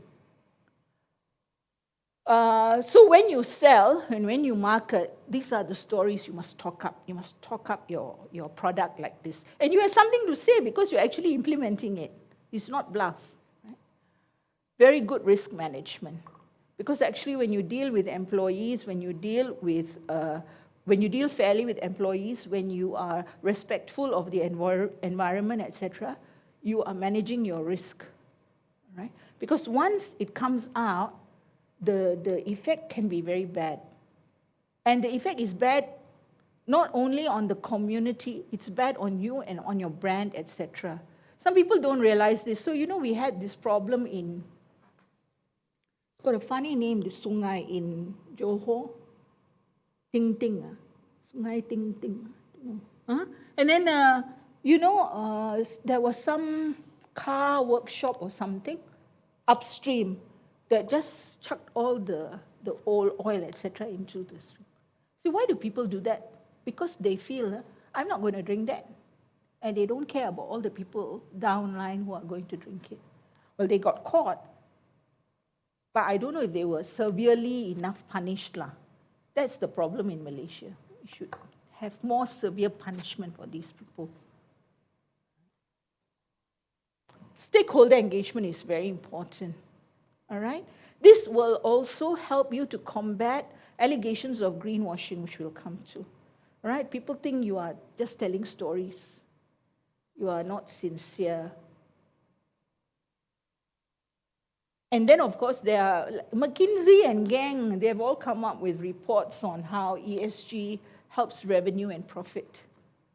It also helps if you have an engaged workforce. If your employees are happy, if they feel that what you are saying, this is cakap tak serupa bikin, shouldn't happen lah. If what the company says and what the company does, both are consistent, your employees will generally be happy. And your employees will then be your ambassadors.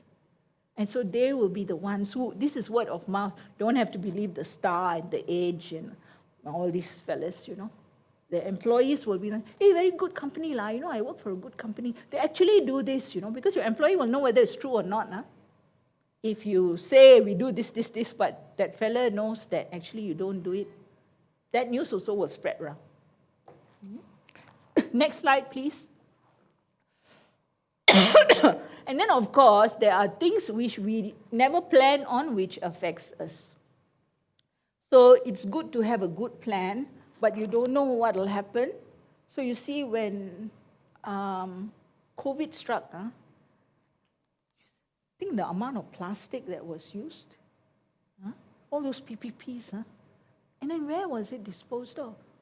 It went to the landfill, So what's the alternative doing? You can't wear banana. At least we didn't have time to make banana skin PPPs and all that. All right? So these things will happen lah. But at least if we have started on a good way, we can move. We can move and expand it further. There are people who make biodegradable plates and spoons and all that, out of wood pulp and all that. But I actually talked to this, thank you very much. I actually talked to this doctor who was telling me he was meeting somebody who was making, those kidney-shaped bowls they use in hospital? Where they put all these things, those are all plastic, So he had met somebody who was making those kind of things which you use in a clinical environment where cleanliness, sterilization, all that is very important, making those things. So I was thinking, I wish, because hospitals, you have to be so careful. So you have to use plastic, you have to dispose of, single use, all right? I don't want to go to a hospital which says they will use the syringe 2 times. I don't want that. So there are these ways, but I don't know why it hasn't become popular or have had sufficient investment. But there are people doing it. So I think that would be very good. But this is just an example of something you can't plan for. And you look at the war in Ukraine. The war in Ukraine and the consequent fuel issues in Europe. So they all had these great plans, no nuclear fuel, we will go to renewable energy, no need to go to the North Sea anymore, and all of that. Suddenly, Russia and Ukraine fighting, and then they want to sanction Russia, so they sanction Russia. So we won't buy your oil, they said. So Russia said, okay, I sell to other people. So who didn't have the oil? Europe didn't have the oil. What do they have to do? The oil price goes up. Their people are unhappy, winter is coming, oh, I'm poor, I can't afford to heat my apartment. Then what do? Oh, we must have coal mining again. We must go and drill for oil in the North Sea again. You drill for oil in the North Sea, it's bad for the environment. It's fossil fuel use, right? So when these exigencies come, people react in old ways. Go back, use carbon, use petrol, use gas. Because at least I know it's there. But the plan wasn't that. The plan was renewable energy, wind energy, this la, that la, and all the rest of it. So we have to be mindful of things which nobody plans on, which happens.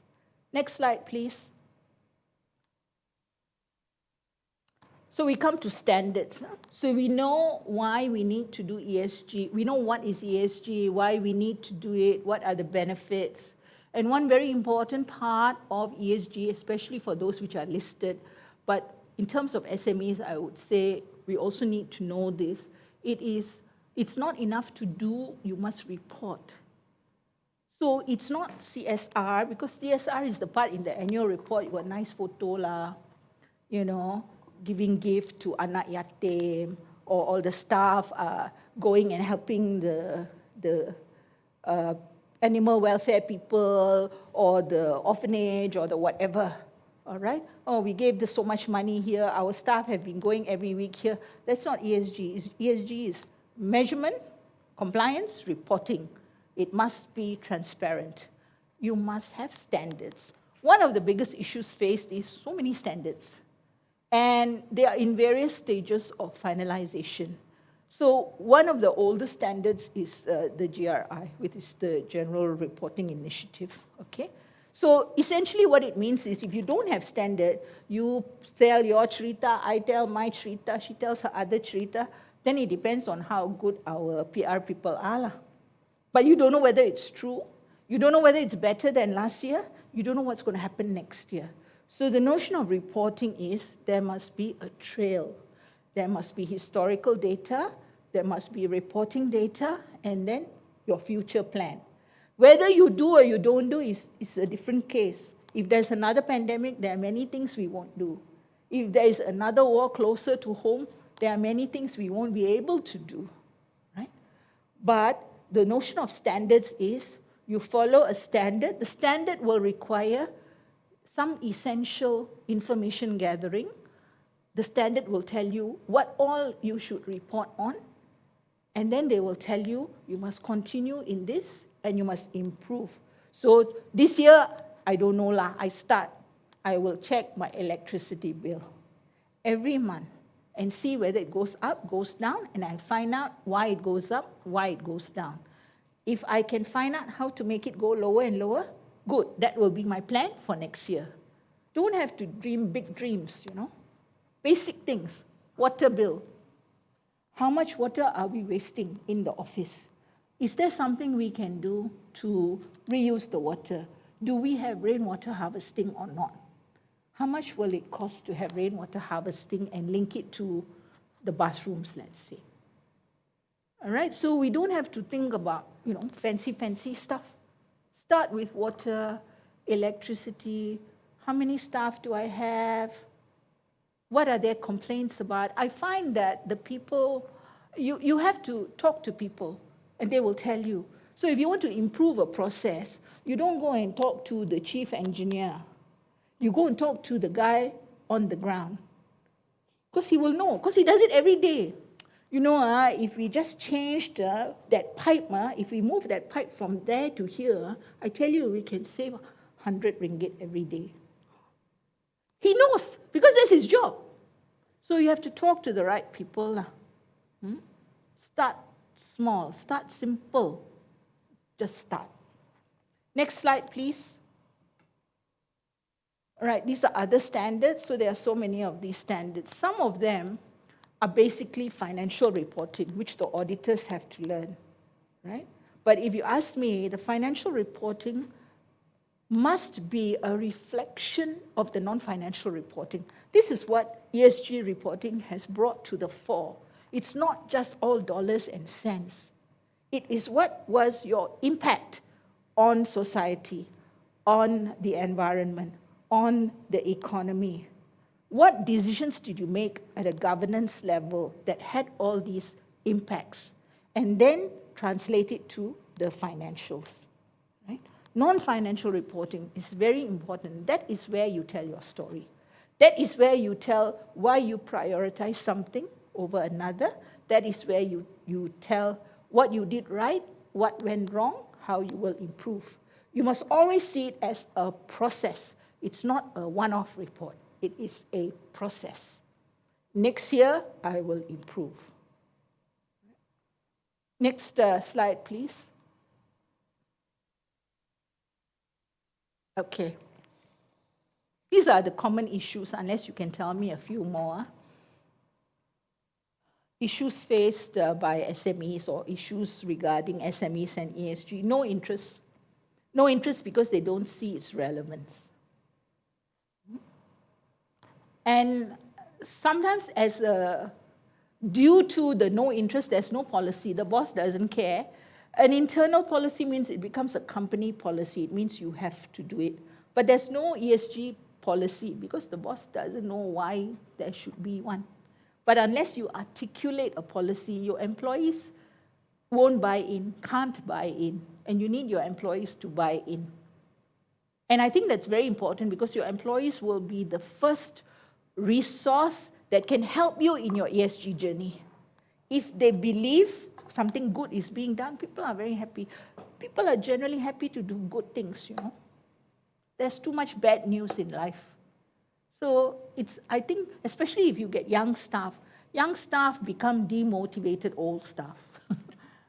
But we were all young staff once who wanted to do all kinds of good things. So you catch them young and you give them a chance to do good things. A lot of change can happen. Right? Poor or no data. So these are the things, where do I start?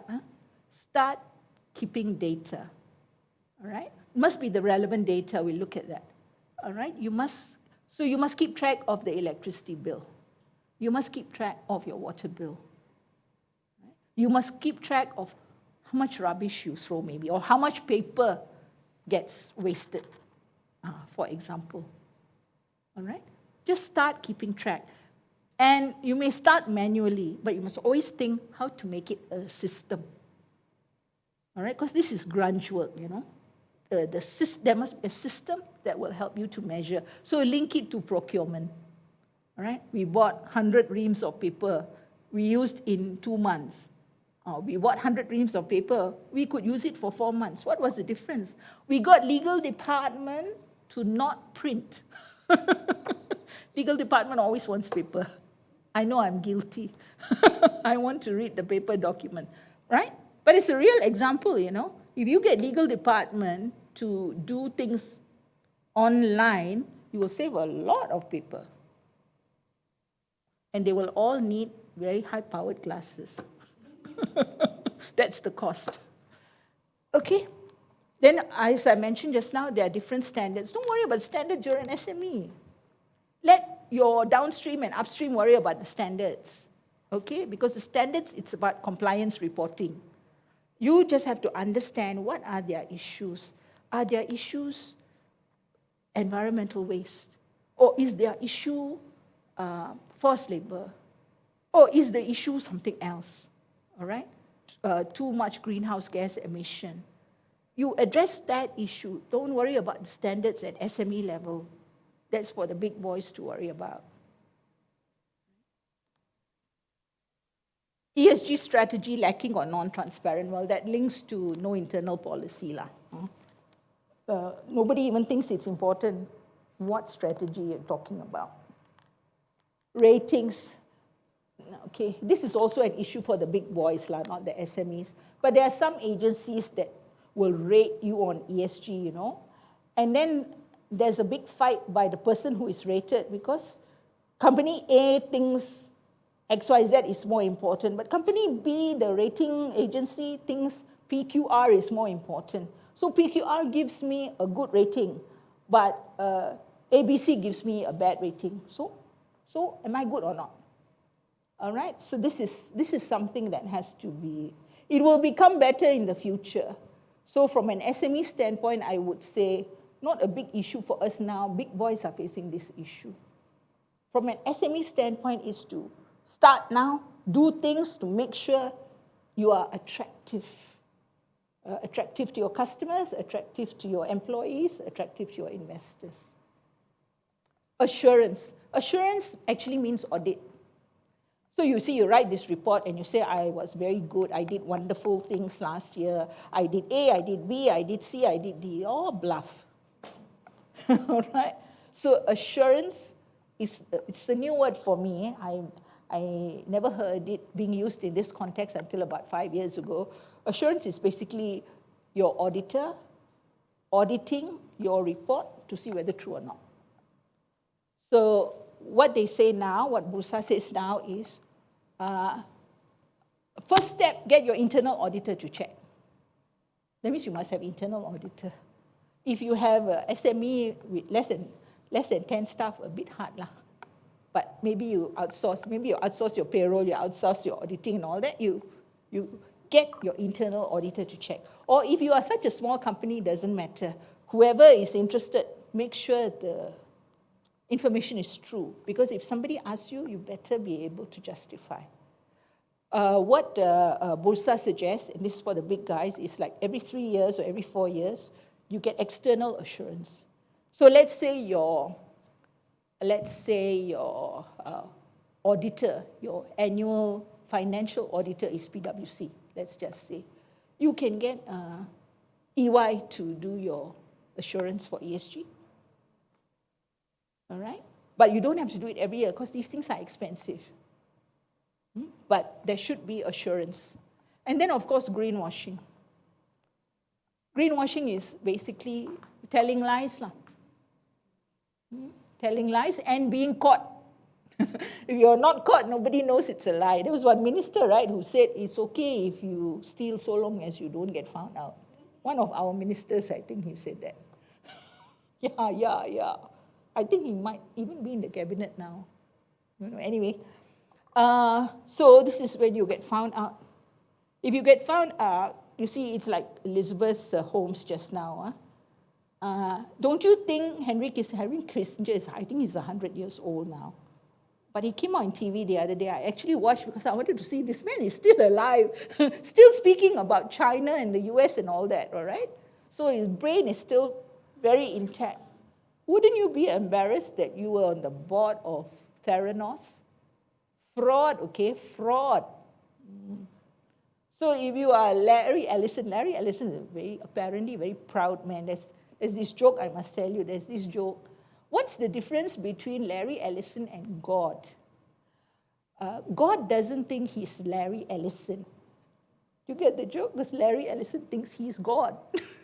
So you see, this man with a big ego. Okay, he's the head of Oracle. He's got a reason for his big ego. But don't you think he'd be embarrassed? He was an investor in Theranos. Right? So these are things that everybody should think of. Next slide, please. Okay, just some examples of greenwashing. So the fast fashion it's called, is one of the biggest culprits in terms of wastage. Promoting clothes made of sustainable fabric, that's like one line. They got 10 lines of clothing. Only one line is sustainable fabric, but they market themselves as makers of sustainable clothing. That's the kind of thing we mean.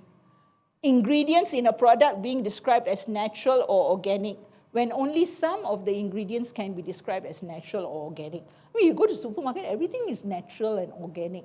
I also don't know. My view is, I don't trust all of them. Right? Everything is organic means lebih RM5, that's it. offering to carbon offset their products without committing to any big changes immediately. Sometimes people will issue press release, We will do this, we will do that. We will, for the next quarter, we will go and plant 200 trees in the wetlands of Perak. How to know? Did they go? How many trees did they plant? There's no report, right? But the press release will get a lot of publicity. Wow, very good, very green, very green. Assurance. Packaging that is colored green or which is decorated with flowers and plants which make it look less harmful than it is. Very hard to be in the advertising field. You can't even do that. Okay. Now, some of it I feel is not so realistic. Because you see, having an eco-friendly version of their product but not making all their products eco-friendly. Say you are Unilever or you are Colgate-Palmolive, one of big companies, okay? You have hundreds of shampoo and you have hundreds of body wash and you have hundreds of dishwash and all these kind of things. And literally hundreds, because they bought over all their competitors. If you go to the supermarket and you have one rack like that with 20 different shampoos, probably made by two companies, Unilever and Colgate-Palmolive. Okay? Different brands. I think this is totally unrealistic. Only someone who hasn't worked in a corporate environment can say that. See, the way to flip it is, I would say, we have got 10 different types of shampoos. We have started our ESG journey. We now have one fully eco-friendly brand. We are working towards increasing this number. All right? Otherwise, what are you going to do? You're going to close the factory? Who is going to hire all those people who will lose their jobs? Who is going to benefit? So, when I looked at this, I said, easy to talk when you don't have the responsibility. Next slide, please. Okay, so this is about reporting. Like I said, SMEs are likely to have to report, but you must know the basis of the reporting, okay? You must have the standard. So you must follow the standard. At least it will give you some logical underpinning to your report. And then there's this concept in GRI, there's this concept of materiality. You don't have to report everything. You only report what is material. How do you decide what is material? You have to talk to your stakeholders. All right, the financier will say, I'm very interested in carbon emission.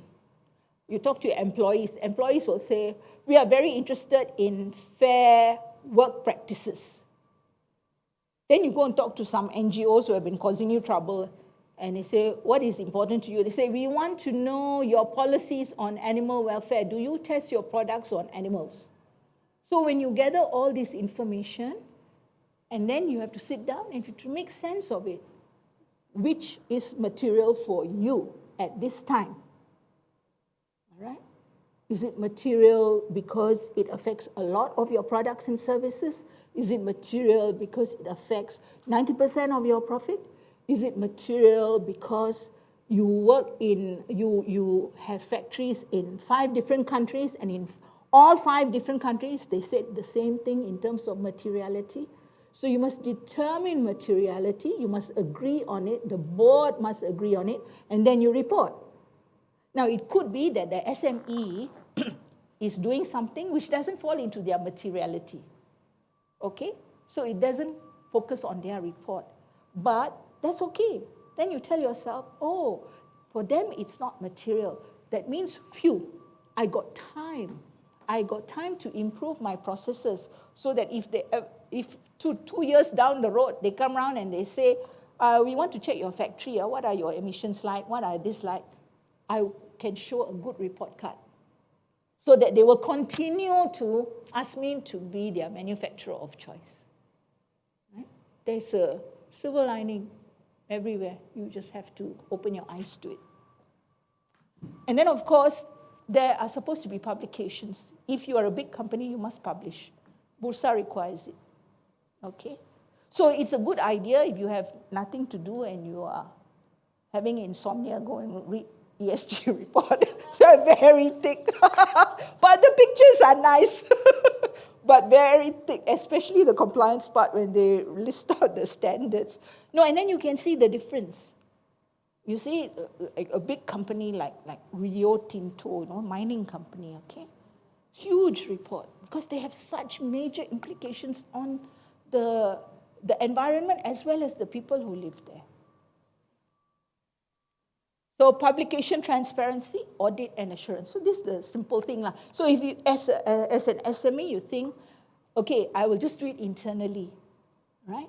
I must identify the material issues, get the board to agree. I will write a report and table it to the board, and then see what the board says. And then they will say, you got no other work, why are you doing this? Well, of course, you're doing it after they've told you, but still, why waste time? You say, no, it's not a waste of time. When we applied for the loan, the bank asked us all this. When we were thinking of, we want to list in 5 years, we want to go and list in the ACE market or whatever, KLSE, whatever, they require us to do this. Right? So even if your report is 10 pages, it's good. A report is a start. Okay. Next slide, please. Okay, so these are some of the stakeholders we need to engage with. Regulators, financiers, institutional investors, civil society, a lot of NGOs, that can cause trouble, analysts and the financial press. So as SMEs, it's unlikely you have many of these. Civil society will depend. Sometimes they can work in your favor. Sometimes they work against you. Financiers, most important, I think. Next slide, please. These are some of the common topics that you report on, which may or may not apply to you, okay? But some of the common topics. And they cover E, and they cover the economy, and they cover society, right? So supply chain management, from a large company perspective, they have to report on how they deal with the supply chain, which is SMEs. So I give you a simple example. How much time in advance, how much notice are you given to produce the product? Because if normally they give you 30 days notice that you please make this thing for me and then I will buy it from you, and then suddenly they call you and they say, we need 1 million of those things within 1 week. Now, if you are supposed to produce that thing in 1 week, what does it take? It means you must get more staff. It means your existing staff must work a lot harder, because in 1 week, how to get more staff? Are you going to pay overtime? How long can they sleep if they all have to do it? All right? Are you going to outsource? How are you going to outsource? Who are you going to outsource to? What about quality management? So some of the questions that the big boys are asked are questions like this, because they force their SME to do things which are not good, because it's in their interest, right? So supply chain management. Next slide, please. All right, this is too much for an SME, but like I said, start a report and make it an annual thing. As far as listed companies are concerned, it has to be rolling data. So once you measure, you must keep measuring and reporting. Next slide, please. So this is the message. The message is just start. Just start. Right? Next slide. How to start. First, sit down together, whoever are the relevant people, and then you ask yourself, when we look at E and we look at S and we look at G, what are the things we should talk about for our company? If people say there's nothing to talk about, it means you haven't thought about it properly. There's always something to talk about. Okay? Then, develop internal reporting requirements. So you say, well, what should we measure? Okay, let's start with measuring how much we pay for petrol for all our company vehicles. Let's start measuring that. This information is probably there. It might be under operations, it might be with finance, whatever. So what you have to do is, those people, you have to think of a system where you can extract that data from them. All right? The water bill, electricity bill could be under facilities management. You extract the information from them. So in your report, this information, which is in different parts of the company, you start collecting and you start comparing. And if possible, you start making it a system, like an IT system, so that you don't have to go, give me the bill, I photocopy, I give you back, then I write in my notebook. You can start like that, okay? But the end game should be, you should have a seamless system. So you have internal reporting, you implement information gathering relating to the material topic, so you decide what is the material topic, you report on whatever it is you have decided is material, and then you review and improve everything. Kaizen, right? Continuous improvement. Just start. Start and do something small, especially if you are an SME and you do not have the compliance legally. Your compliance, if at all, will be contractual with your downline or upline. So start. But what you need to measure, what you need to do, those are things which an outsider can't tell you. An outsider can sit with you and facilitate the discussion. But the people who really know are the people who work at this. It won't be the ESG department. It will be the operations people, it will be the fleet management people, it will be finance, it will be all this, everybody in the company who will do their part. Okay, next. Okay, so we're going to take some examples since we know it's 5 o'clock. So since we have discussed some concepts, etc., we'll just take some examples. I put caterer there because I was quite excited that Big Onion Catering was coming. Can we have the next slide, please? Okay, so let's have a discussion. This is just some random. The business is catering. That is the business, okay? So let's look at what are the concerns which we can think of, what are the issues we can face. So maybe if I can start with you, Hafiz, can you give us some idea of what you think would be the concerns if you wanted to implement an ESG process within the company?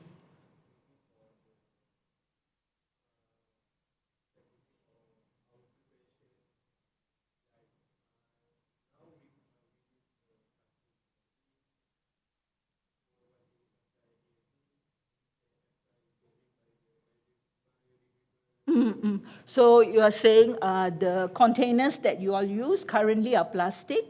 So how can you move from plastic to something biodegradable? Oh, yeah, yeah. So that could be environmental concerns. Other things, anybody can think of other things which could be environmental concerns? Or how to reuse, how to improve? Uh,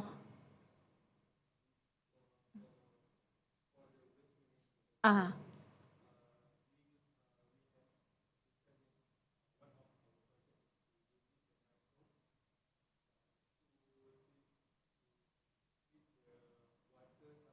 ah.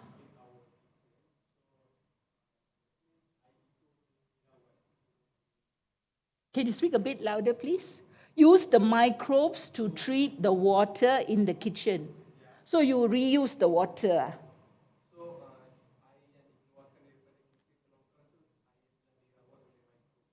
The microbe is from where? Oh, I see. So that means,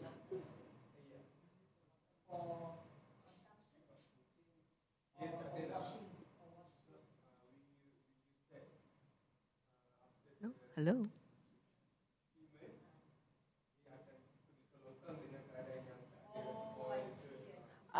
okay, okay, No, no, it's okay. okay. So you are saying the eye will be treated. But treated so that when it goes to the longkang, it will be clean. Okay. So what you can add to it is reuse lah. That will be even better. Reuse, maybe reuse in the bathroom or reuse to cuci the place, you know. Okay. Oh, that's excellent. You already have all these things in mind.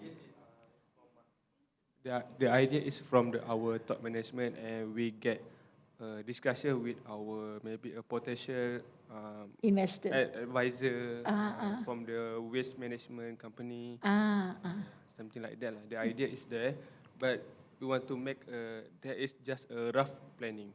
Yeah. It's the our- beginning. That's Yeah. What about? Do you have situations where you do catering, right? So let's say you got one big kenduri, and then you cater, and then you got leftover food. Yeah, What that is happens? the idea. The idea is we want to compost the waste, or is it the waste is what we just want to throw it, or we want to Reuse it. reuse it. There is still in research process. Preparation process. Yes. In the everything, yeah. Yeah, that can go into So, composting. Composting, and I think there can be biofuel. Yeah. Ah, So there is such technology. I just don't know the cost. But it's just that because you are caterers, whether you yourself will use the biofuel or whether you can be a supplier of raw material for biofuel. The idea is on the earlier we got advice from the waste management company that they have a machine that they can be a compost to be a fertilizer. Yes, they have purposed it for me, for Big Onion Food Caterer, but the quantity of the waste is Not enough. Not enough. Yes. Our capacity is 40 kg to 100 kg per day, Okay. based on the event on that day. But the minimum of the wastage for this kind of machine is Yes. 1 ton. 1 ton of the Okay. waste. Okay. So we not achieve of the capacity of 1 Yes. ton. Yes. Yes. Correct. So that is our challenge lah. Yeah. Yes.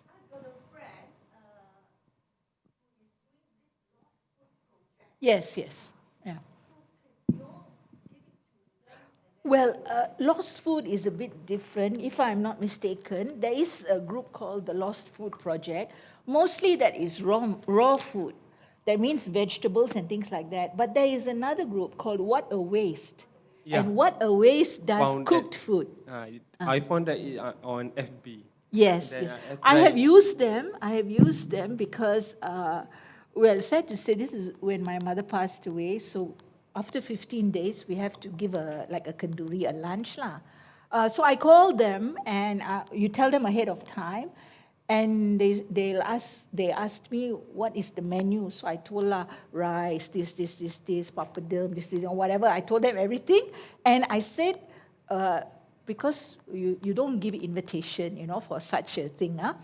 So you don't know how many people will come. But sure got excess food because you must buy more lah. And so on the day the caterer came, all the food was there, people ate. And then they told me, I said it's lunchtime. They said, when you are ready, you let us know. And they said, do you want us to pack for you or will you pack it yourself? So I said, I got a lot of plastic on there. I said, I will pack myself. So it's like around 2:30, I called the girl and I said, I'm ready, I'll pack the food now. So they came, all young girls now, they came in their kancil and they brought a weighing scale.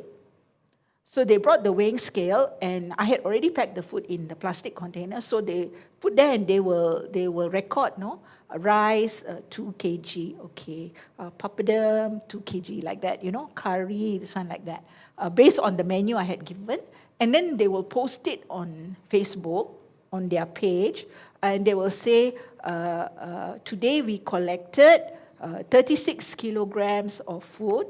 And we went and gave it to this Rumah Des or this PPR or this whatever, you know. So those people get a treat because you never know what the food is going to be tomorrow, you know.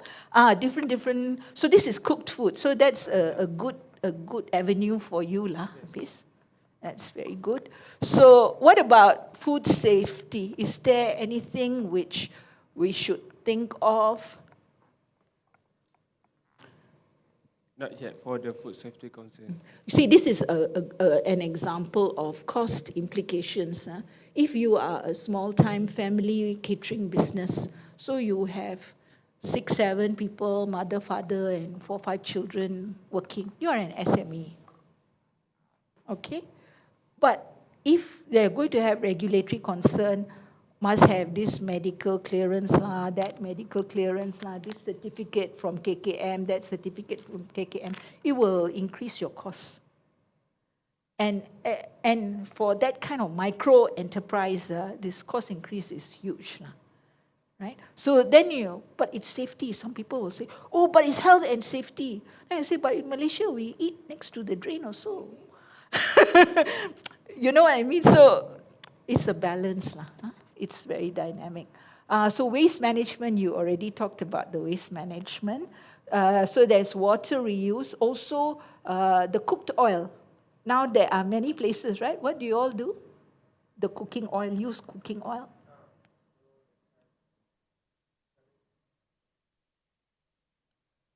Clemena, mic not working. Okay.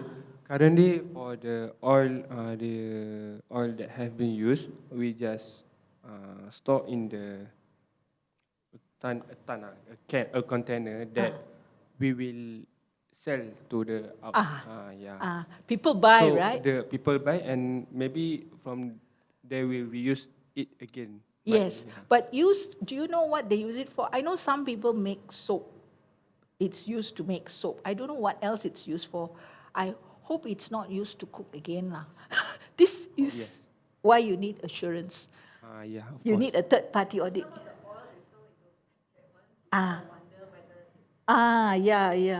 Yeah, because it's so cheap. So that's waste management. Employee concerns would be like shifts, I suppose. You have less than 30 people, is it? Yeah. So maybe for monthly checkup for their health screening. Yeah. That is our initiative for the employee lah. Oh, I see. Okay, excellent. That's very good. And then also the soap that you use, to wash things, whether it is eco-friendly and things like that. Oh, very good. Any other questions? Anybody? Yeah.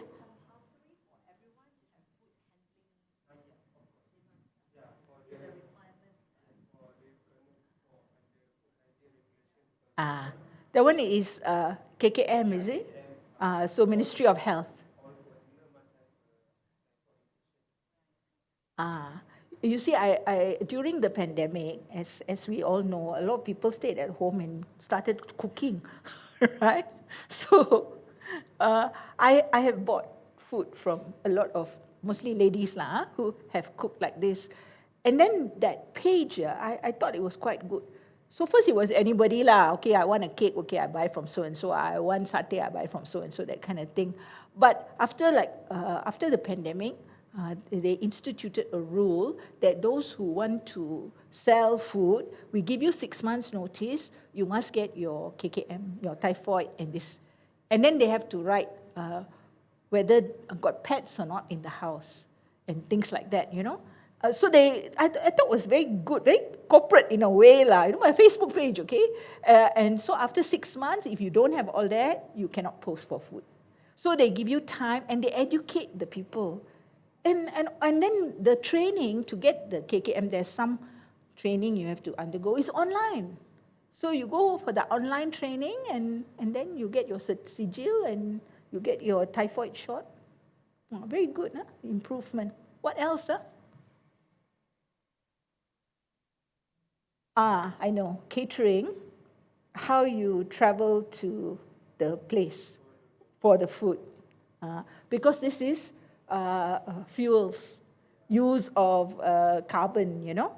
So one way is, what is a simple way is, which is not a solution, is use gas instead of petrol.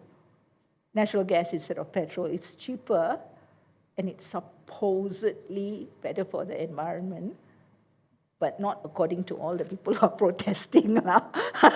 But still, unless you can get an electric vehicle, I'm not a fan of electric vehicles. Electric vehicles run on batteries. You know what the batteries are made of? Lithium. Lithium, hello, is a rare earth. So on the one hand, people go and protest, cannot mine lithium, this, like that. Now on the other hand, the new iPhone, people will be standing around the block, right, to buy. What do you think is inside, man? All the rare earths. That's right. These are all toxic. They are toxic. But anyway, I should get off my hobby horse. Let's look at the next one. Okay, Clement, next one. Manufacturing paper. I just random I just thought. Okay, manufacture of paper. What are the issues? Let's look at environmental concerns. Source of paper. Paper normally uses wood pulp, cutting down trees in the jungle. So what do? They have that. You know, if you buy a book, I haven't bought a book in a long time, but if you buy a book from Europe or UK or something, on the front page, the first page, they have FRS. What do you know what it is called? It's the forestry something. It's a certification that it's used from sustainable sources. I always feel, what is a sustainable source, you know? Sustainable source means European forests, Malaysian forests, all unsustainable source.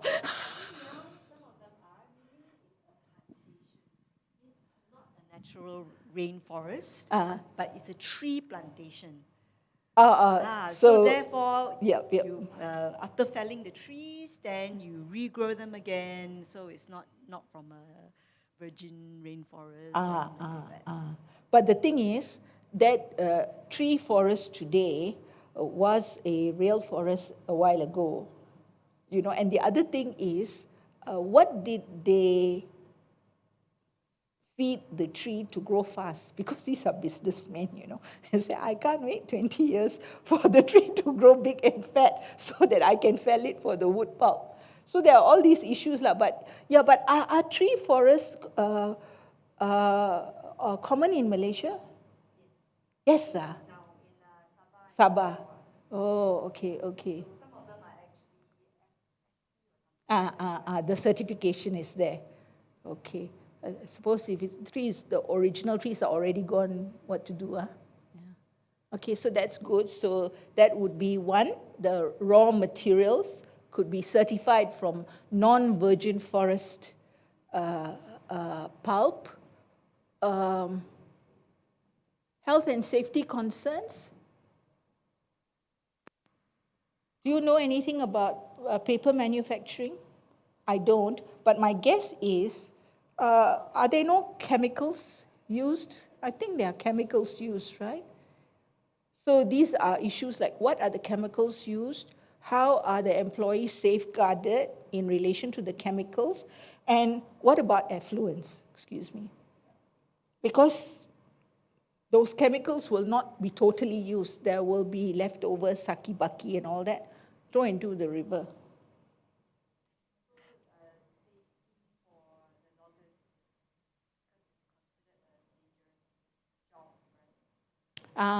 So that will be, if the SME is the logging company, yes, the health and safety of the loggers, and also what happens to the biodiversity there.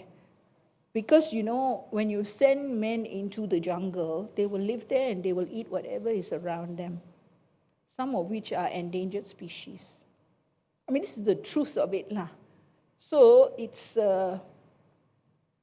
can be quite negative in terms of biodiversity, can be quite negative in terms of the health of those workers as well. So one of the companies that it was a client in Sabah, a tree plantation and also oil palm. So what they did was they actually they built a wildlife corridor. Very So good. that was their green So effort. nice to know that people are planning to minimize their impact on the environment. Oh, that's excellent. So the thing that you have to be careful about is somebody is waiting to say they are greenwashing, you know. So you have to, you know what I mean? So you have So to be they very actually careful. planted fruit trees and all that so that there'll be food for the wild animals. Okay. Yeah. Well, the thing is, So that was one of the pieces of advice that Yeah. we gave to the client was that you need to create the awareness for That's all the right. good that you're doing because Yes. they are receiving a lot of bad press That's for right. oil palm. Which is why they should do this kind of reporting, you see.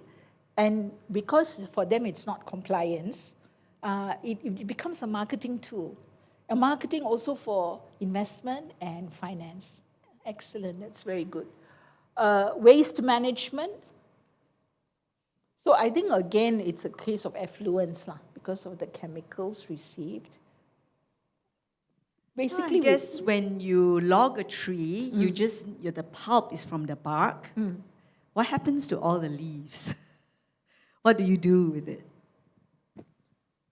I have no idea, but from whatever little I've watched on Discovery, they seem to cut off all the branches because when they put it on the river, whether it's Rajang or whichever river, it's only the trunk.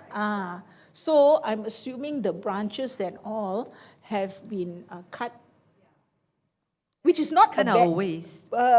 So what happens to it? Well, it depends, you see, because if that place, if they don't go back and cut, then it will become compost. So that will be natural rehabilitation. But if they go back, then I don't know what happens. But also it is a loss of habitat, even if it's a tree plantation, this issue of loss of habitat for animals, you know. See, the house next door to my house, I live in a very old area. So anyway, so some new people bought it a few years ago, and the house is in bad shape. So they broke it down completely. And then for 4 or 5 years, nobody has come. The man bought for his son. So finally, end of last year, they put up the sign, they want to build a house there. And about 2 months ago, they brought the digger. So the house, I was quite angry because the lalang was growing and then the snake came to my house and all that kind of thing. So I called the man, I said, please make sure you cut the grass, lalang. So every 2 months, somebody will come and cut the grass and all that. But in my area, we have a lot of snakes, but we also have a lot of tupaya, you know, the tree shrew. And the birds and all the rest of it, because my garden is a jungle, you know, so they come quite near.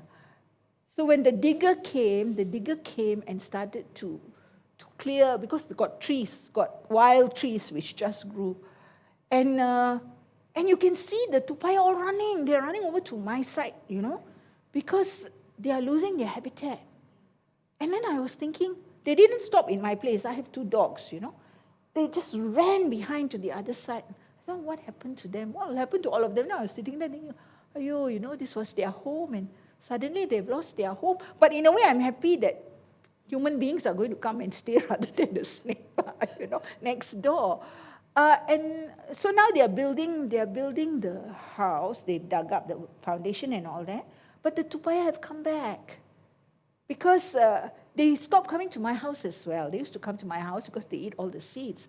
But now they have started to come back to my house. So I'm hoping that when the thing is ready, when the house is ready, and hopefully they have a garden instead of cementing everywhere, they can go there as well. Because my dogs are hopeless. They just sit there and look at the tupai, you know. So now tupai also not scared. Actually, it's tupai, it's tree shrew. But I'm happy that they came, you know. But even the snake, that's the problem, you know. Even though I don't like the snake, I feel so bad, you know, that they don't have a place to go. And then it's so hot. So they come and cari a cool place. Too bad the cool place is among my plants. I'm so scared. But you see, this is the circle of life. This is biodiversity. It affects all of us. So, okay, we were talking, what about employee concerns? This, like you said, is health and safety of the employees, especially if they are going into virgin jungle. Not that we approve of them going to virgin jungle, the safety, because wild animals and all that. And then to save themselves, they may kill the wild animal, which is not a good thing, right? Next slide, Clement. Yeah, I think we can make it. Okay, logistics provider. So this is like Post Laju, GDEX, Skynet. All these, what used to be called courier companies are now called logistics providers. And with the rise in e-commerce, they have a lot of work. So let's start with environmental concerns. I wish we could get rid of the plastic cover. Everything. And packaging. The packaging is all plastic. But it has to be plastic because of sun and rain. And bubble wrap. Yeah, that's right. Lots of Actually, bubble wrap. I was told there's a company that actually collects this bubble wrap. I don't know what they do with it, and I forget the name of the company, but it was in Bangsa, I think. So what I did was I kept all the bubble wrap. I've not done anything yet because I don't know where the company is. Well, the thing is, if you look at bubble wrap as plastic, and this is consumer side lah. PJ Eco Recycling Plaza takes plastics, you know.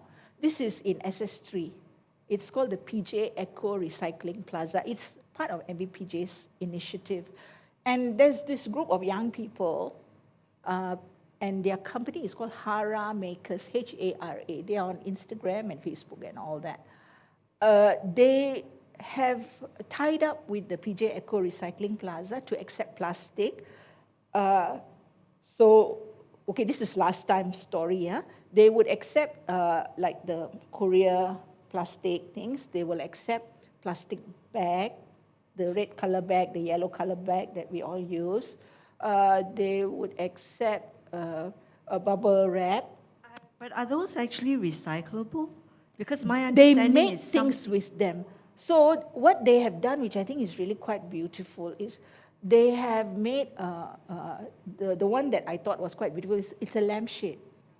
So they rework it. They made it as a lampshade, and they were very proudly saying that some architect, you know, has now ordered from them because fashion lah, you know. So at least it is being reused and in a good way. So they collect, so in that way their resource is cheap lah. Because it's we all giving them, you know, but it's a good thing. Near where the old Motorola was? Is this where the center is? Also There is on like the a other food side. court? There's a temple nearby. There's a temple nearby. They are just opposite the temple. Yep.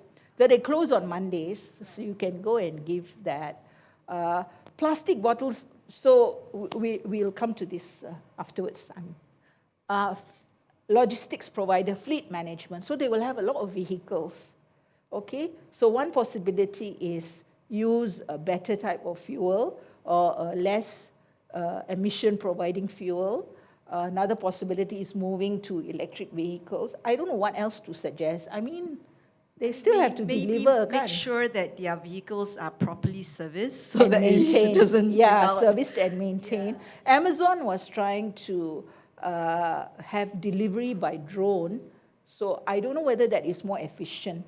I don't know what power does the drone use, you know, and how much can the drone carry and things like that. The other thing is planning the journey, which I think you can develop a system. So the thing is, you know, it's like Bandar Utama, BU1 to BU5, where all do I have to deliver? And then have a system which can plan. First you go to 1/5, then you go to 1/7, then so that you minimize wastage of fuel. Those kinds of things can be done. Anything else?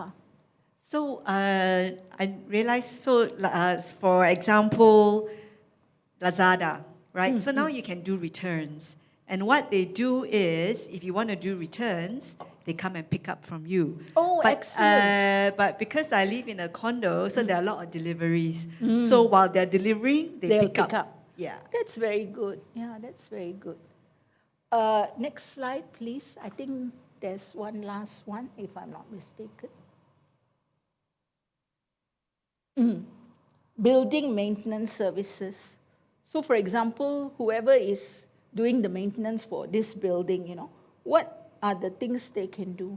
Well, change the lights, I suppose, to be more. People say, I don't know lah, people say LED lights are more energy efficient. I don't know whether that's true or not. But if it is, that's one of the things, a basic thing that you can do. Reuse of water in the toilets and all that. Rainwater, collection, because the roof is actually quite wide.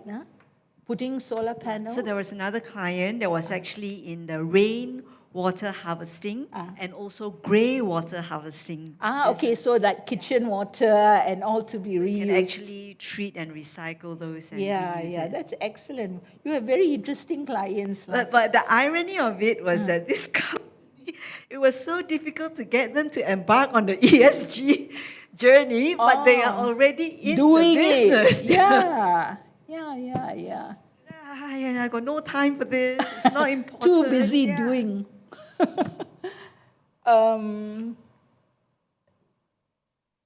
And then like the escalator, which only moves when you are on it, that saves energy, right? Lights which come on only when you enter. I mean, a lot of these things we already have, but we don't. The same with lifts. Lifts. So those are all good things now which can be done. Clement, next slide. I think there are only 2 more slides, which will talk about individual responsibility. So to come back to SMEs, just get started.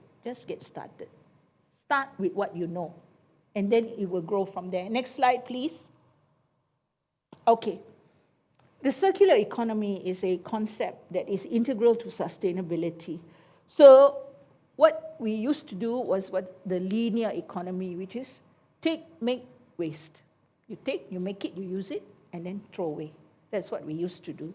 So there are moves all over the world to have a circular economy. So you design from the beginning with an idea of how you can reuse. Now it's sporadic lah. Now like, okay, you give your handphone, then got gold inside.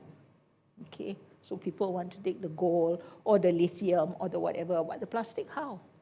But anyway, so if it was a circular economy, you design a phone where when the person throws it away or doesn't want to use it anymore, you can reuse some parts and other parts you repurpose so that it will be a circle. So you don't use new resources. You don't use raw materials. You reuse used materials, right? So there are many moves. Some clothing companies actually say, bring back the clothes. I'm told Uniqlo does it, I think, or H&M, one of these. So you can just go and put the clothes in the basket instead of throwing away, because a lot of clothing fills up the landfill and it's very bad. So these companies are taking, some of them will give you voucher or whatever. Or, the theory is they will reuse that material and make new clothes, okay? Now this is where assurance. I would want to know, is that true? Because they've collected all our clothes, okay, and we gave in good faith that it will not go to the landfill. You don't want a situation where in good faith you give your clothes and those fellas go and chuck it in the landfill anyway. All right, this is why assurance is very important. But I have seen in Marks and Spencer T-shirt, made from recyclable material. So when I think about and I bought it, okay, it's very comfortable and it doesn't feel like plastic. It feels like cotton. Then I think about that last sentence just now, about greenwashing. Only one line of clothing is recycled, not the others. That's not. I know Marks and Spencer's isn't pretending. I'm just happy that at least they started to make things out of recycled material, So this is the circular economy. So when we think about what we need to do, like what we were discussing just now, the other way to think about it is, how can I make it circular?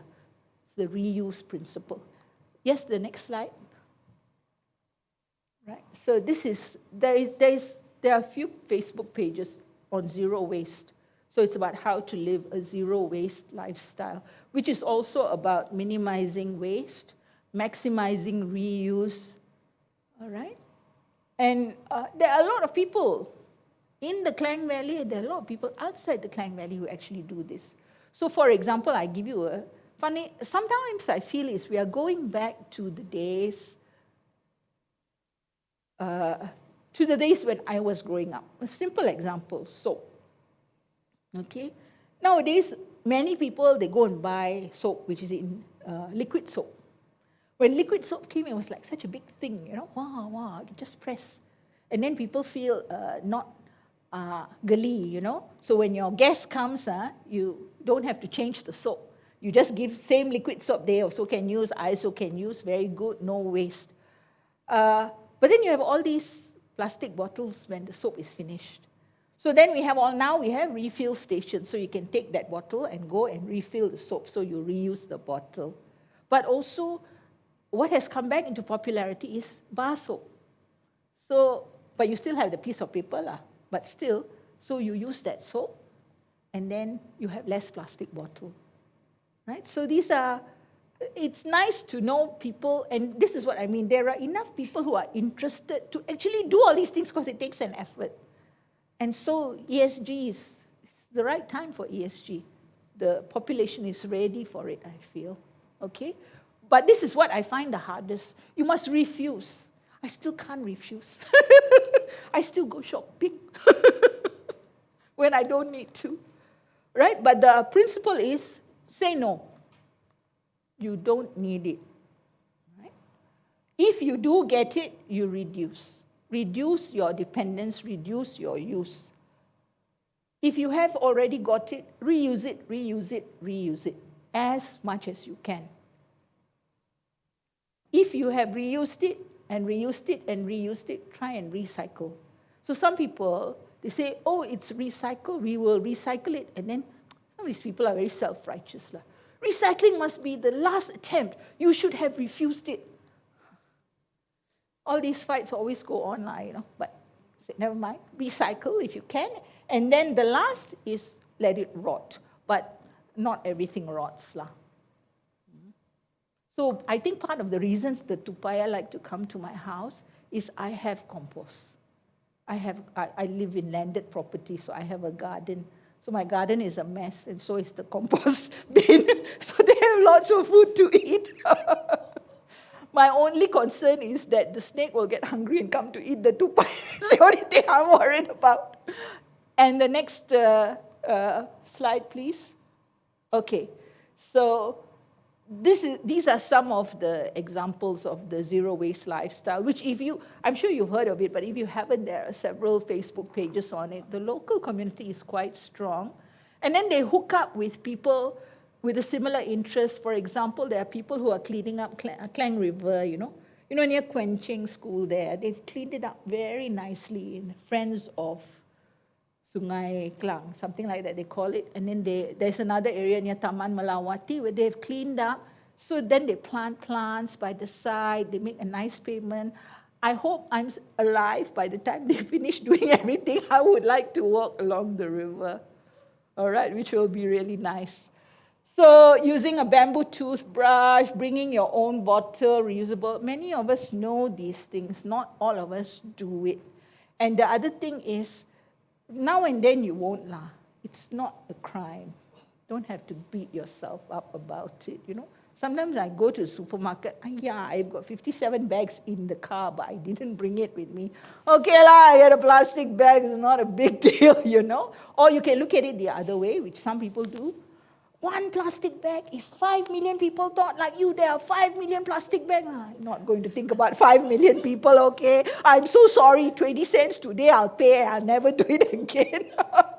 So balance, just like in our ESG reporting, just like in our ESG implementation, balance, context, justification. Right? Next slide, please. Yes, so we are done, except for any questions you may want to ask. Anybody, any questions? Any questions? okay, I hope there's been some usefulness in the course today. It is meant to be an overview, so it doesn't delve into too much detail. The detail is available on the regulators' websites, etc. I think what is more important is understanding the need to start and not to be afraid. Just start. Nobody's going to say you're a bad person when you start, you know. If you don't start, people might say you are a bad company. Just start. And as you can see, it's not just a commercial imperative, it's also a social imperative. More and more of us are doing this. Yes? One thing that strikes me is at the heart of ESG is actually ethics. Yes. One thing that strikes me.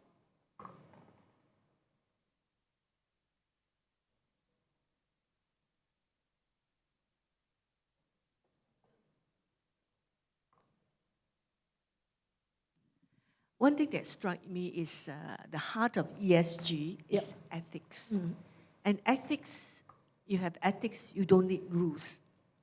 I mean, you don't need rules to make sure that you do it. Yep. You do it even though there's no rules because it's ethic. Yep. You care about the environment. Yep. You care about people. Yep. You care about breaking laws, and you Yep. care about Yeah. the place you live in.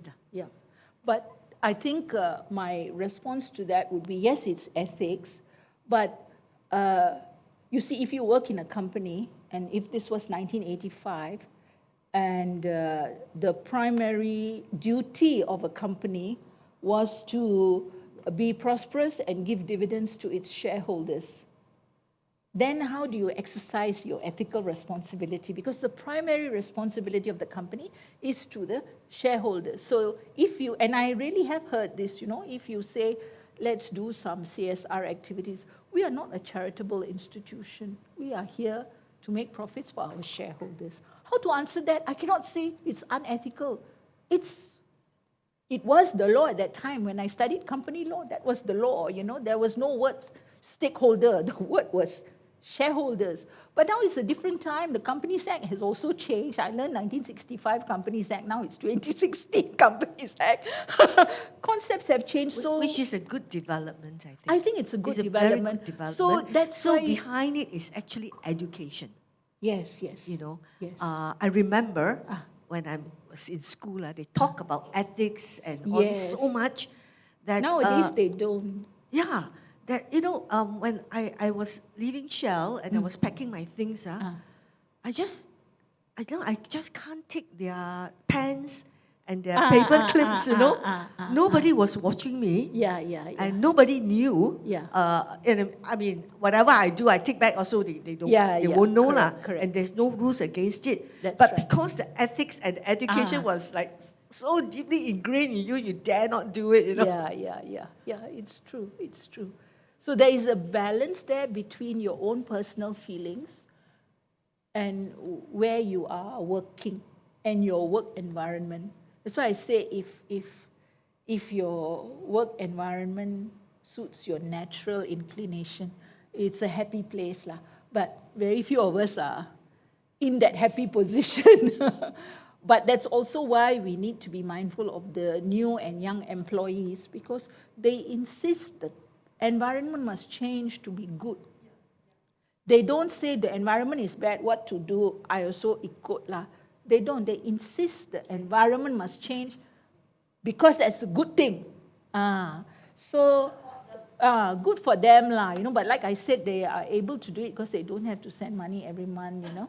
No, really, you know, then they can quit and stay at home because still got food at home. I mean, this is just speaking generally lah. But I think there is a general change, like you say, a generational change. Anything else? Yeah, to my humble opinion, I'm Derek here. For the next 1 month, the businesses SME are very busy about e-invoicing.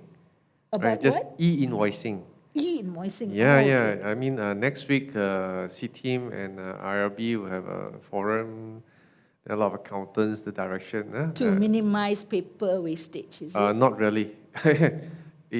Tax evasion and also the tax Transparency. Yes. Okay. Then when come to July, Ah. there will be a state elections, you see. Yes. So the directions or the attractions of the media will go to all this. Yeah. So it looks like no time for the medias or the directors to focus on the ESG, you see. End of the day, right? Not much resources. Furthermore, ACE market, they only need to comply by end of 2025. Yeah. So it's another 2 more years for the ACE market, right? Even for the main board, of course they've been complying, but the so-called enhanced version for the 11 indicators, right? Only 9 indicators need to be complied by the end of this year, not all the 11. Yep, it's a work in progress. Yes. It's a work in progress. So even the big boys, they also not that ready. But something very surprised, look at the FTSE. Heard of FTSE? Yep. The Bursa, right? A company called SciPark. You know SciPark, famous about what? Solar. Solar should be green energy, but Yep. if you say they don't rank 4-star, 3-star, I can believe, isn't it? Green energy. But surprisingly, they're not even a star. 0. Surprise, huh? Green energy company, not in the list. Because the method. You see, end of the day, solar is not supposed to put on the land. Because there are so many land sites, like Pajam, all these, they chop down the trees. Then they put the solar there. Oh. Right? Land is meant for the human, to plant crops, or for the nature. Yeah. Right? Or for Put buildings. it on the roofs, not yes, on this the is one land. of the reasons why they are not listed there. Oh, okay. Yeah, that's also a surprise. When I look at the list, I thought something is wrong. You see.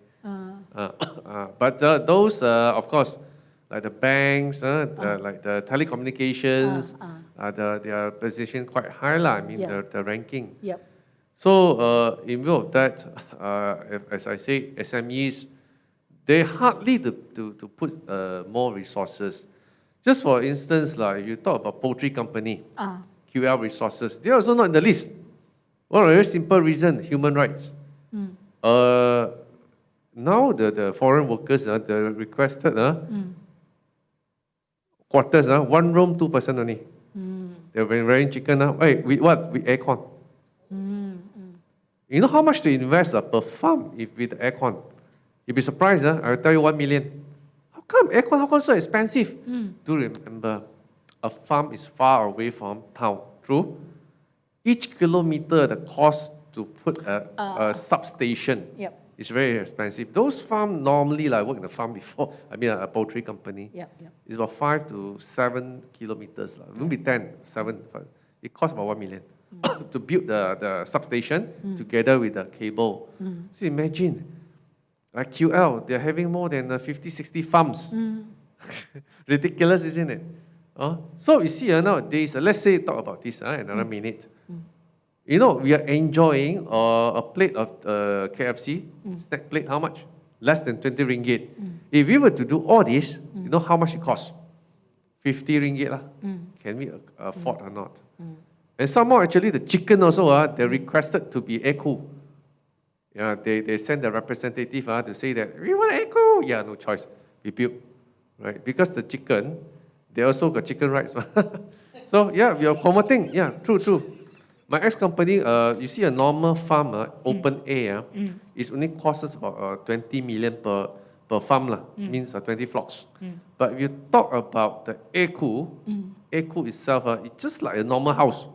It costs us 1 block, 3 to 4 million. No, but what I don't understand is where is the kickback, you see? Because, you see, on the one hand, in Europe and all, they say free-range farming, that's the chicken costs higher. I mean, you can buy it for a higher cost and the eggs are better and all that. So I don't understand why we need this cooling and all the rest of it, because who is the one who is telling you that, and what is the response that people give to that? This is the challenge, I feel, at the operational end, you know. That's why we must understand context and we must argue back. So when the regulator in Myanmar says, you have not complied, I say, what do you mean I haven't complied? You people don't stamp my document and I have not complied. I mean, you have to argue that, you know. So I don't know whether our people are doing that or not, lah. Because sometimes I find Malaysians, they won't speak up. True also, true. And this is my personal experience, lah. You know, we don't speak up enough, or we believe them. So the Europeans come and tell us we are very bad and we are killing orang-utans and all. And then we believe it, you know. And then we ourselves go and instead of helping our local companies to overcome the hurdle, because we know that it's a good thing and a lot of our people are employed in these areas, so we mustn't shut it down. No, we say, we also go and demonstrate. But if you talk about history, you see US, they're killing millions of Indians, right? They're yeah. chasing them away from the house. That, Yeah. crueler than us, right? That's right. Yeah, I mean, Yeah. but to them, that is history, right? That's right. Already over. Yeah, We talk about current. Yes. They only yes. see Yeah. orang-utan. And then they got no jungle anymore. So we are penalized for having the jungle, you know. That's the thing. I think we need to fight back. But one good thing, I mean, we are diverging a bit, but one good thing about the Ukrainian war is I thought it's good that Europe understands, because, you know, if this was 100 years ago, our dear Hafiz will be fighting in Ukraine, you know, because we were all colonized. We were all colonized, you know. So all our boys will have been gone and fighting, and then they'll say, this is a world war, blah, blah, blah, the good side and the bad side and all that. And now they are getting upset because big chunk of Asia is saying, you all fight, huh? Just don't include me. I'm out of this, you know. And they don't understand, and they try and make us feel that Ukraine is right, Russia, I mean, Putin is Putin, but still the thing is, you know, it's your war. You fight and it's contained, you know. Otherwise, if we were still part of the British Empire, wow, just imagine. Huh? So world has changed. But like you say, you know, what I kept saying is, life is tough. Work is hard. But we struggle on. But I'm a believer. So we will struggle on. But like you say, you see, when you speak, you are speaking from real experience of operations. So that's where we must find the solution. So when Hafiz talks about it, he's talking about real operations. We got the oil, we got the water, we got we got the excess food. So it's real operations. The answer is not from board of directors. The answer is at the working level, I feel, which is where the SME I think it's easier with the SME, except that, like you say, the bosses got so many things on their head.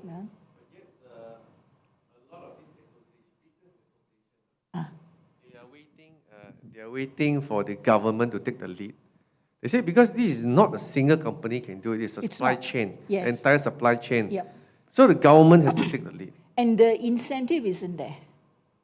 Too little. It's the aid and the incentive. Is there a tax benefit? What kind of help and assistance? Because the government for the last 5 years hasn't been focused on development. They've been focused on who can be prime minister. So hope so.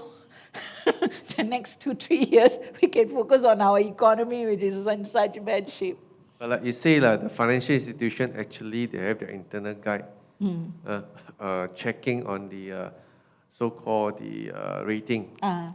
They are doing it already, but they are not telling the society or community yet.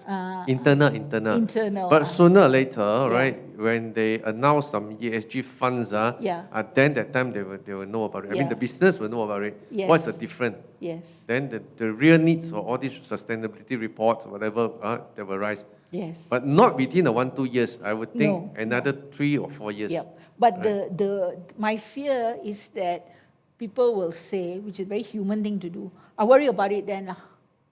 Let them make the statement, then I will worry about it, you know. Which is what normally happens now. But that's very painful to the staff. I'm speaking from personal experience. Suddenly the boss, we're going to do this, and we're going to do it in 10 days. Alamak. Yes, yeah, that's right. Whereas with a little bit of planning, you know, and it's not like big budget or anything, a little bit of planning, some attention is less painful. and you can bring your staff along with you. Any other comments or questions? If not, thank you very much. Very good audience. Make my life very easy. Full of good ideas. I have learned a lot. Right? Thank you very much. Right?